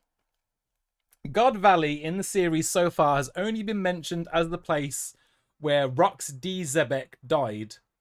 He was being killed by Gold Roger and Garp the Hero as they attempted to protect the Celestial Dragons and their slaves. Okay? The pirate Rox D. Zebek was a pirate captain, and his crew included basically every strong character we've mentioned so far. He was with... he had Shiki on the ship, his movie character. We haven't mentioned him before now, because he hasn't been relevant before. It's a movie only. He had Shiki on his ship, but he also had Kaido on his ship. He had Big Mom on his ship. He had fucking Whitebeard on his ship. And he had a bunch of other characters that have been mentioned in the past, but we haven't looked at, including Gil Bastar, Ganzui, Ochaku, Silverax. There's a few others. Zebek had a big old crew of a bunch of really, really strong guys, but he fell and died on God Valley in the day of the God Valley incident to Garp and Roger. Now, how did the Celestial Dragons and their slaves get there? They were having a human hunt competition. God Valley had rich natural resources, and they decided to just kill off the native population and take those resources for themselves. That's the whole thing. And while you're doing it, you might as well turn it into a competition. So whoever kills the most people, the most civilians, they called them rabbits, and they put targets on their backs. Whoever kills the most rabbits gets points, and the points allows you to earn treasure chests at the end. Some of the treasure chests even contain devil fruits, which are incredibly rare and powerful. All right. Very, very lucky for Kuma. He is found by none other than Emporio Ivankov. Emporio Ivankov and a wee girl called Ginny, they meet up with Kuma, and they're like, you're the buccaneer boy you've heard of. Don't worry, we have a plan to get out of here. Ginny has already enacted that plan by warning all the pirates on the seas of where the human hunt is taking place and the fact that there's a lot of big treasures available there. Roger comes, Rox comes, pirates from around the world show up to God Valley to get the goods, and they fight against the Celestial Dragons, because hey, those guys have got treasures, we want the treasures, you know. The Gods Knights are also there. Thank you very much, Goblin Ford. The Gods Knights are also there, and it is a very small military force of 13 people in total that defend the Celestial Dragons, and most of them are, yes, Celestial Dragons. Okay? Yeah. Gods Knights are some of the only people that know the truth of the world, and that includes, you know, the fact that the empty throne actually has a king on it. You know? Mm-hmm. They're all evil, by the way. We do get to see some instances of their pure maliciousness and evil. One of them puts a child in a tree and has a fawn power, creates a load of fawns at the bottom of the tree, and then when the parent wants to come and save the child, they're like, yeah, you can fucking be a fucking basically like a mattress to put over the fawns, and, you know, throws them onto the fawns. He loves that shit. He wants the people injuring themselves out of their love because he can't understand it. Super evil, okay? All right. Ivankov has basically got a plan. The plan is get the 2 rare devil fruits. Whatever they are, they can give us abilities, and those abilities might help us get out of here. The 2 devil fruits they come across are, yes, the Niku Nomi, the poor fruit that Kuma does eat that can send people away. Very convenient in this situation. And the other devil fruit that's there is actually the mythical fish fruit, which turns you into an Azure Dragon. That is Kaido's fruit. Yes, we know Kaido is in Rox's crew. Therefore, yes, of course, he's going to rock up. He's going to eat that fruit, and he's going to fuck the hell off because he wants that shit. All right? But luckily, Kuma gets away with the Niku Nomi, and he uses the abilities from the Niku Nomi to send people as far away as possible from God Valley. He saves hundreds, if not thousands, that day, including himself and Ginny and Ivankov, and they go back to where Kuma came from, which is a small church, and he goes back to trying to live in relative peace with his newfound friend. She's actually a couple of years older than him. You wouldn't know because he's massive and she's really, really small. Okay? They grow up. Ginny is essentially like a sister or a nurse, a nun at the church they're working at, and she loves Kuma, but he's too big and he's too afraid of affection to show her any. Eventually, they join the Revolutionary Army with Ivankov and Monkey D. Dragon. And, you know, they want to save people around the world just like they were saved at God Valley, you know? Because the influence, the Celestial Dragons, the evil, it stretches too far. That is when Ginny gets kidnapped. And she gets taken to Marijoa as a slave.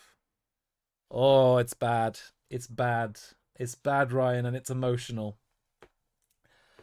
Kuma is distraught, and he's destroying Navy ships and world government ships for years, like going on a rampage, going out to save people, but also to sort of enact revenge against the people that took like his lost love from him, you know? That's when they get a transmission from Ginny. She has left Marijoa. She's managed to escape through one means or another. And she doesn't want to tell Kuma where she is. But, of course, he knows there's only one place she would go. She'd go back to the church that they lived at. And when he gets there, he finds her body beginning to crystallize. She's contracted an incredibly rare blue scale disease. I think it was... I'm not sure that's the actual name. But essentially, her body is crystallizing when it touches sunlight. And quickly, she becomes unable to move, breathe, and just passes. She basically dies just as Kuma arrives in the church. And he's heartbroken, you know? He's holding a crystallized corpse. Could you just focus quickly, please? I can't really do it. I don't know how it's do. Because if I focus, it'll just unfocus me again, alright? So I'm not going to focus for you. It's over for you, okay? Listen, blue scale disease. It's really fucking emotional. I thought I was just finally letting go. My eyes were blurring over. It's done. Blue scale disease, Ryan. It's incredibly emotional. She's fucking dead, And that's when he hears a baby crying. Newborn baby, Ginny's child. She's brought it back. And it's like, where'd that come from? She weren't pregnant when she left. Again, Oda wants to leave that to your imagination. But Kuma says, don't worry, Ginny. I will care for your child. I will show her all the love in the world. I will make sure she grows up to be happy, unlike what happened to our childhoods. Because Kuma will do it all. And then as she grows up, she starts to develop blue scales. God fucking damn it. Kuma locks up blue sapphire disease, is it? He locks up every window in the church. Anywhere sunlight can get in, he completely closes it off. Anything to ensure that Bonnie can have as long and as a healthier life as possible. At this point, he decides to start sailing the entire world. And he visits every single location that he sent the Straw Hats to after Shibondi. He visits the island with the big birds and the massive library. He visits Mihawk's Island. He visits the archipelago where Usopp was training with Heraclison. He visits it all, and that's how he knows where all these very convenient places for them were. Because he did it all to search for some sort of cure for her. And that's when he finds Dr. Vegapunk. Now, in fairness, Dr. Vegapunk is a good guy at heart. And when he sees Bonnie, he's like, yes, I will cure her. It will cost a lot of money, but I'll get it done. But the world government said, no, we want something in return. Kuma, how about you work for us? And let us experiment on your incredibly rare and powerful body. Research it. You'll become one of the 7 warlords of the sea. And then we might, in time, base your body on what we model our future pacifista robot army on, you know? Kuma, he didn't even listen to the last bit. They just said that they can cure Bonnie. And he said he'll do anything it takes. You know? Mm-hmm. They cure the girl. The girl gets cured. But Kuma, his life is taken from him. His personality, his memories. It's all removed from his body. Flashback to the current day. Bonnie actually found. You remember we can say his paws can expel things. Mm-hmm. He actually repelled a clone or copy of his own memories. And Bonnie found that in Vegapunk's lab and used it. Hey, he expelled pain and fatigue before. Memories is just it's True. You know, she found a clone of memories and she touched it like how Zorro touched the pain and fatigue, and she saw everything. Yeah, the panel of Vegapunk turning off his memory, shutting down his body. Yeah, he's like collapsing on himself, and he says, your death will be a great inconvenience to everyone that has known and loved you. You know? It's very, very emotional. It's emotional, Ryan. Of course, flashback to the modern day. Kuma's punched big old Saturn in the face for the sake of Bonnie. Saying, basically showing her that her dad is still there for her. Biological or not, he's there. He's with her. It's the one thing, even with his personality stripped from him, his memory stripped from him, his body acts on its own to protect her, you know? And it's also like around this time that Vegapunk lets Bonnie know that actually he made that authority tier list. Right at the top of the pacifista authority tier list is actually Jewelry Bonnie. Because Vegapunk said he couldn't live with himself if he ever imagined one of those Kuma robots turning its guns on her. He was like, that would be too tragic. It'd be too sad. I wouldn't be able to live with myself if that happened. Unfortunately, Saturn sees that this little pirate girl is able to command his fresh robot army, and Saturn is pissed, stabs Vegapunk through the heart. Eesh. He's bleeding out already, but if that wasn't good enough, Kizaru comes and finishes the job. Vegapunk's heartbeat stops, and that triggers something inside of Punk Records. A broadcast begins to play, something Vegapunk already recorded, and he is broadcasting it to every snail on the planet. Every snail connected to any telepathic waves. It's either giving a podcast version or it's showing a video broadcast. And there's Vegapunk, and he is declaring that he is going to announce to everyone the truth of the world. Oh, it's good shit.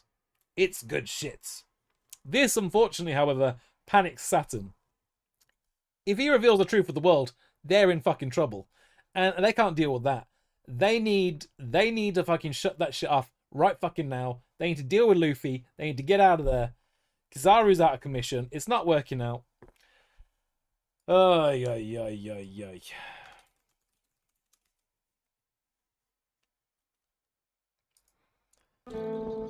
Ay, ay, ay, ay, That was ay. too easy. Why do you keep getting gay tests as your ads? It's because I'm on fucking an incognito tab. If you use 'cause you- incognito, that makes sense. If you use incognito, you're looking at gay porn. Of course you are. Oh, that makes so much sense. Yeah, incognito, man. Either Don't that- look at it. Either What? that or you've been playing too much woke or nah. Yeah, maybe. I mean, you know I use YouTube Premium. I wouldn't be getting fucking gay ads on YouTube Premium.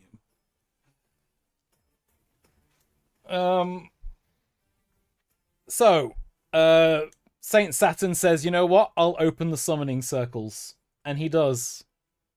And the rest of the 5 elders come down from Marijoa. Man, I've been incognito mode all wrong, yeah. It's not saving cookies, so it can't be me, is my point. That's the fucking point of the technology. It can't be fucking me. I'm not logged in. It's not saving the cookies. It just thinks everyone incognito is gay, alright? Everyone's fucking repressed as fuck. Listen, if I were gay, I'd be sucking cock right now. All the elders are there Right now? Right fucking... I wouldn't be stopping. I wouldn't be stopping. You think I'd be here if I was...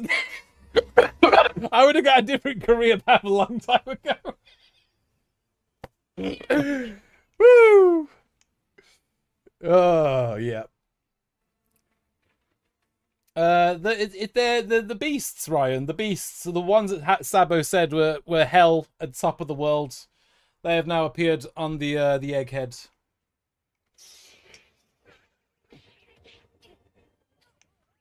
It's pretty incredible. It's like we've actually only taken this long to get here, for the record, Ryan. Because this shit is like practically new anime stuff, you know? This anime has been going since '99. It's only taken us like 10 hours to get here. That's pretty fast, actually.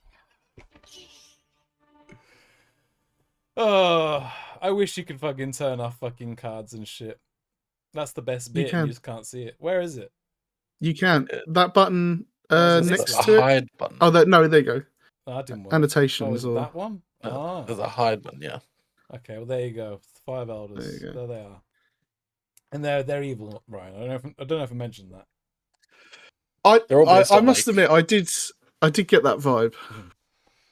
They're all based on like yokai, right? Yes, they're all based on yokai. So this is so Gyuki Saturn is. Then we got Fengji over here. It's just a sandworm. The fucking worm is just a fucking sandworm. Yeah. I mean that was in Dandadan as well, you know. Yeah. Then we got the Itsumade, evil bird thing, and I can't remember what this horse skeleton is, but it's a horse skeleton. What more do you need, really? Okay. They're all really, really cool. They all show up. They all cause chaos. And who can save us at this point, Ryan? Who else shows up but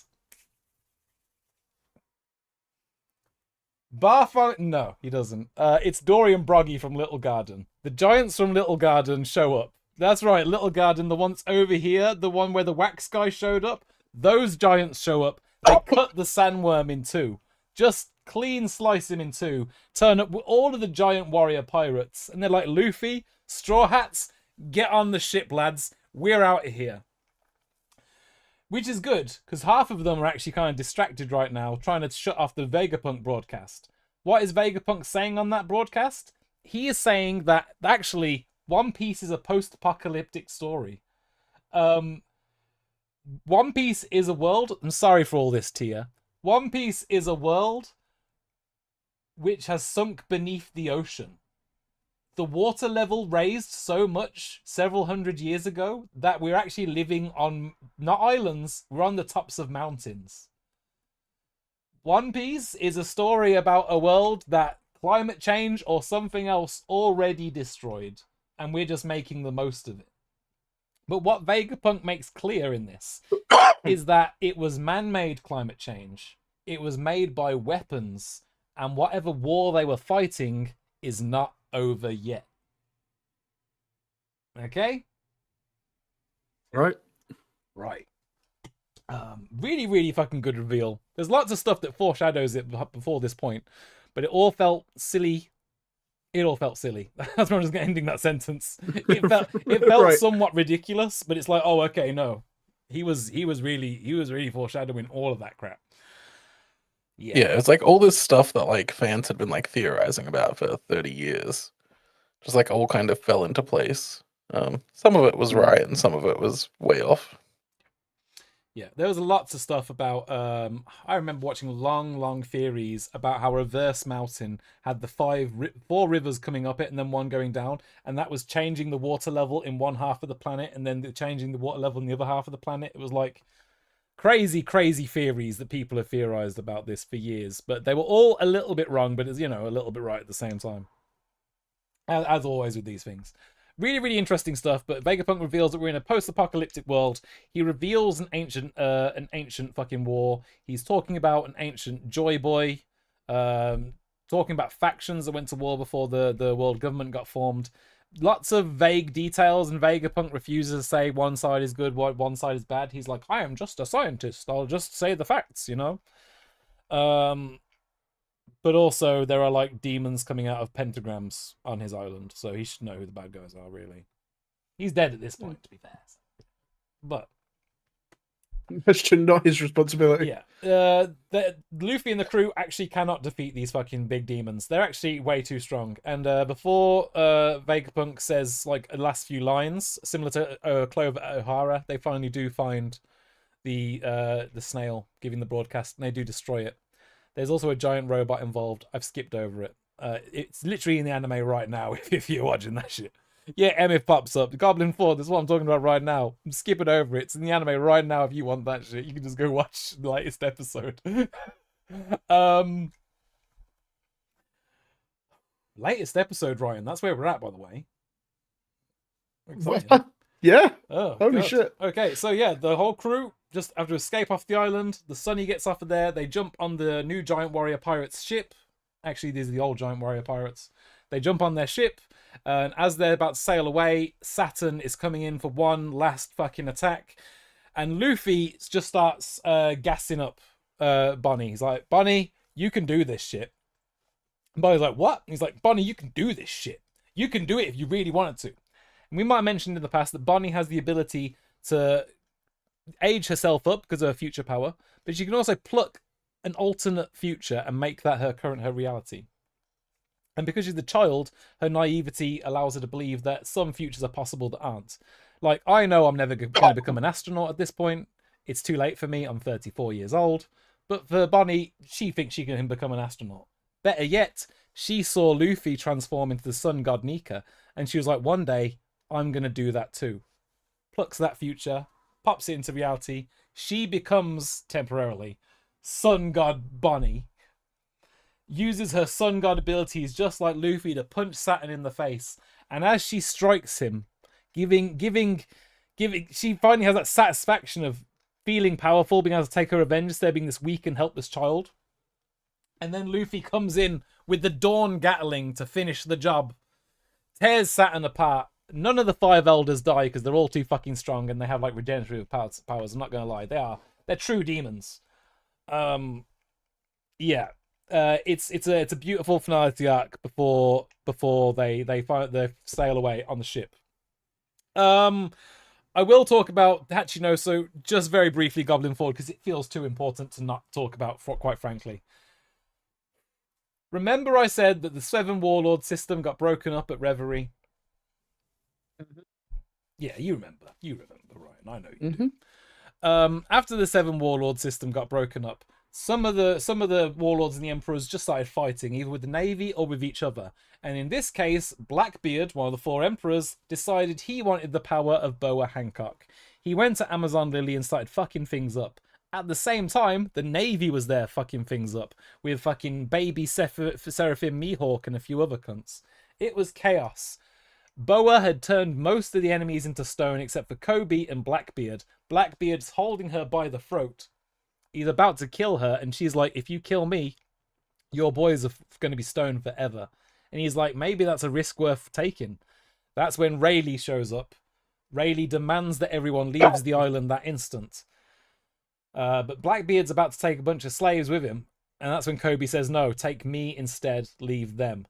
He's happy to take Kobe, the new hero of the Marines, but that means Garp and the other members of Marine Unit Sword, we'll skip over that detail, Marine Unit Sword and Garp, they say, right, let's go to Hachinosu, Beehive Island, Pirate Island, all of those names are applicable.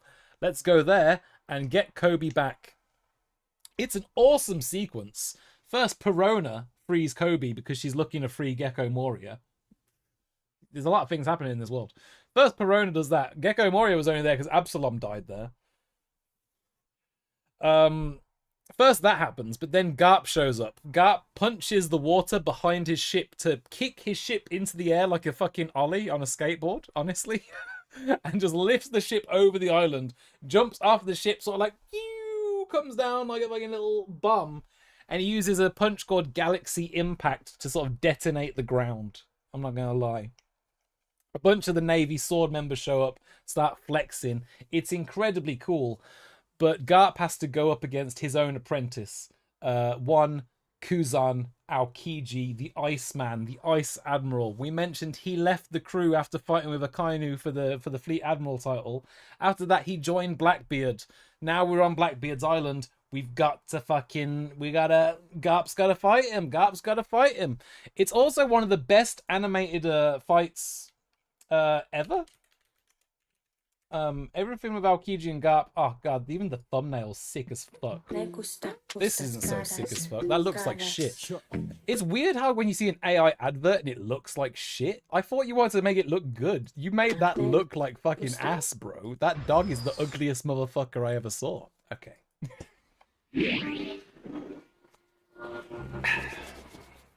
This is for you, Goblin Ford. How beautifully animated this shit is, though. 孫が海賊になると言い出した。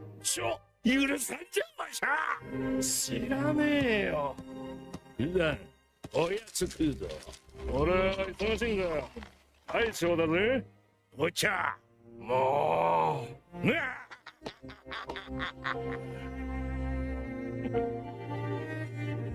厄介な敵を育てましたね。なんじゃ。バカ弟子。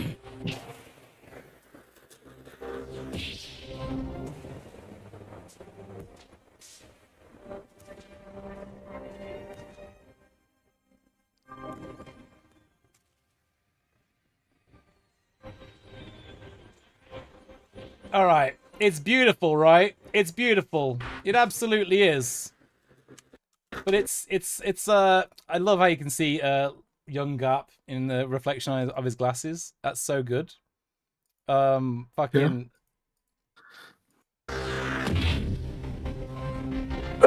Jesus Christ, I'm gonna have to go slower. That was so fucking sick. It was. How do you go frame by frame on this shit? You just press the period button. Period? Oh, yep. God. Look at it. Ow. Ow. Ow. Yeah, it was so sick. The sound effects aren't so good in slow-mo. No. It's one of the best animated fights in all of One Piece. It looks so fucking beautiful. And again, Ryan, it's emotional. Okay. Yeah, no, absolutely fantastic. Absolutely fantastic. They do eventually save Kobe. I was just about to link that to you because I was like, that's like the next episode, and it's so gorgeous. Yeah. The whole sequence is like fucking freakishly good.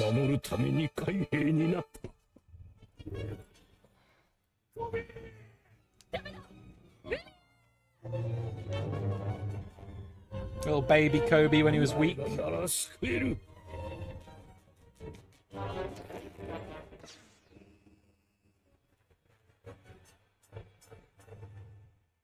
おね。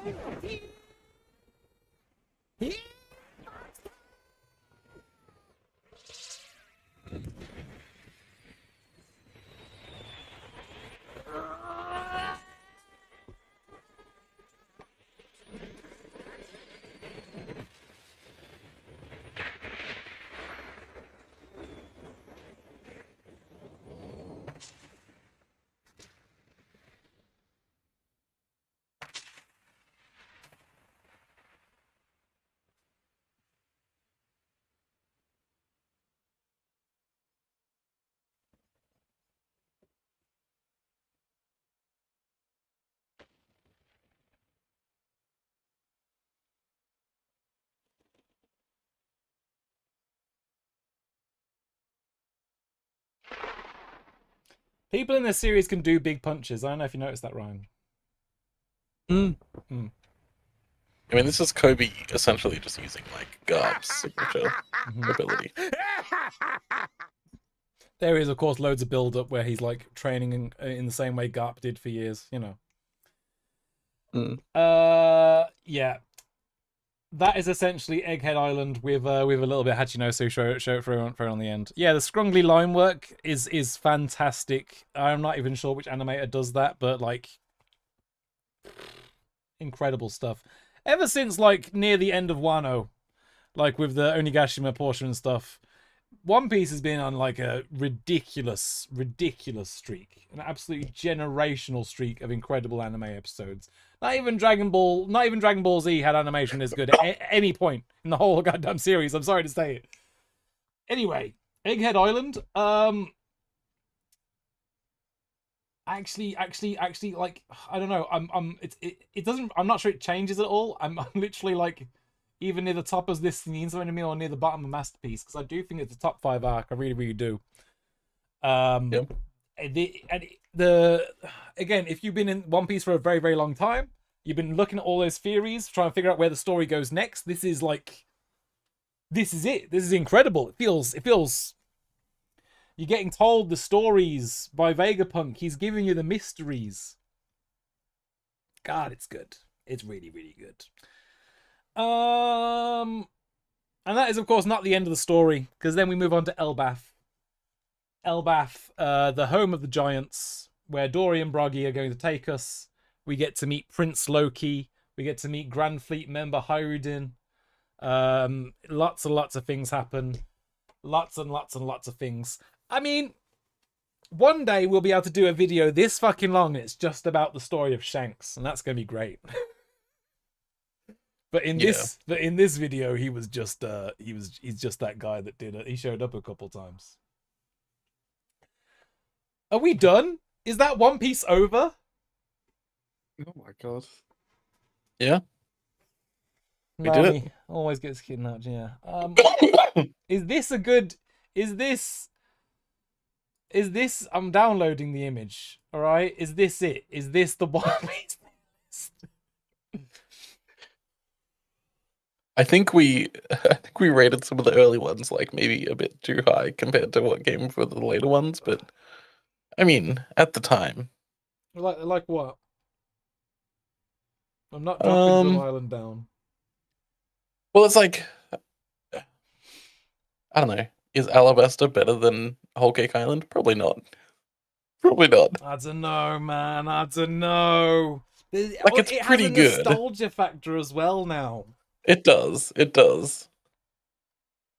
It means something to me, man. Or like, you know, Whiskey Peak, that probably doesn't deserve to be up that high. I don't know. Where's Whiskey Peak again? I think we leaned high in the early ones, like pre-time skip. You see, now when we were doing that bit, Ryan was like, "How come they're all so low?" Well, they were like aside from Alice Bastard, they were pretty much all like fourth tier or below. It's like, I mean, yeah. I don't know. I guess it's fine. I just think that like it is.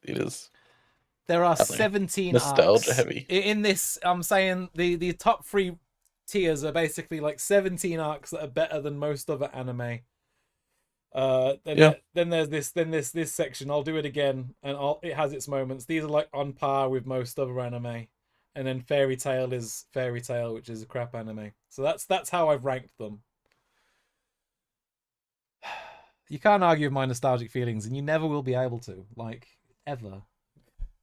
That's true. I've never been more right than when I was a small child. I've been wrong ever since.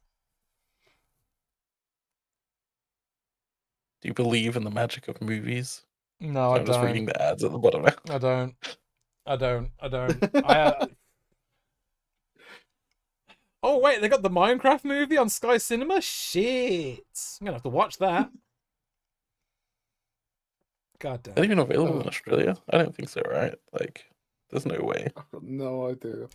So we're all just offended that it's not asking me if I'm gay, is that it?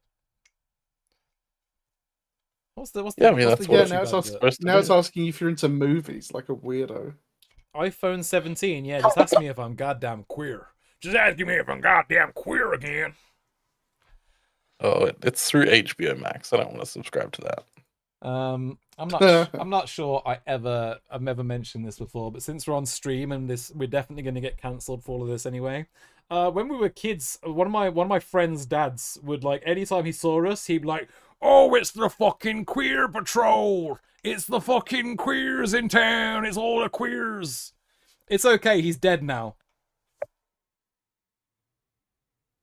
There's no punchline, he just is. Alright? Do we all feel good now? I do. Jesus.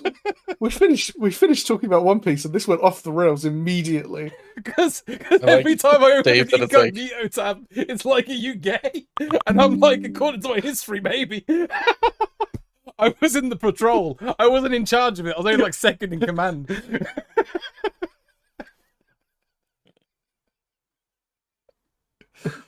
Oh my god.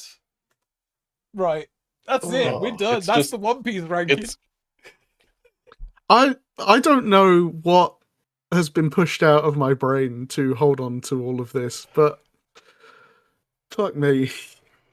I mean, probably all of the Kingdom Hearts stuff that I told you last week. I think Wano alone just wiped that out. You know, I did feel confident in how much I remembered of the series up until we hit Whole Cake. It's probably not a coincidence that suddenly my memory gets fuzzy on the bits where, like, I've read it. I'm not sure I've watched it. So I watched most of Wano and stuff in addition to reading it, but not all of it. I skipped a big chunk in the middle, you know? This is the thing that entirely puts me off actually ever investing in this, is that you describe it to me, I go, "Oh, that sounds like a fun, interesting little story thing." And then you're like, "It's 50 episodes. Fuck off. I don't care. I'm not watching 50 episodes of any show." Yeah, well, you should. You should care. I probably remember more than 90% of fans. Maybe. Maybe. I feel diseased sometimes. I feel cursed with the knowledge. Is it arcane knowledge? Madman's insight.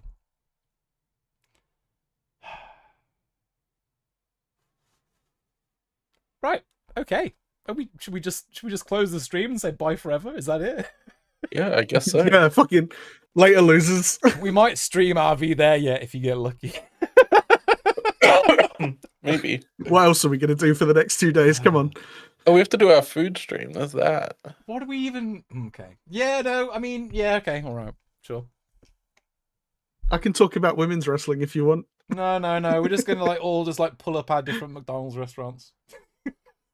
Go through it. All right, we got Marin, we'll get Marco in. You know. Mark, special guest Marco. EU5 Pro teaches noob about food. McDonald's Pro teaches noob.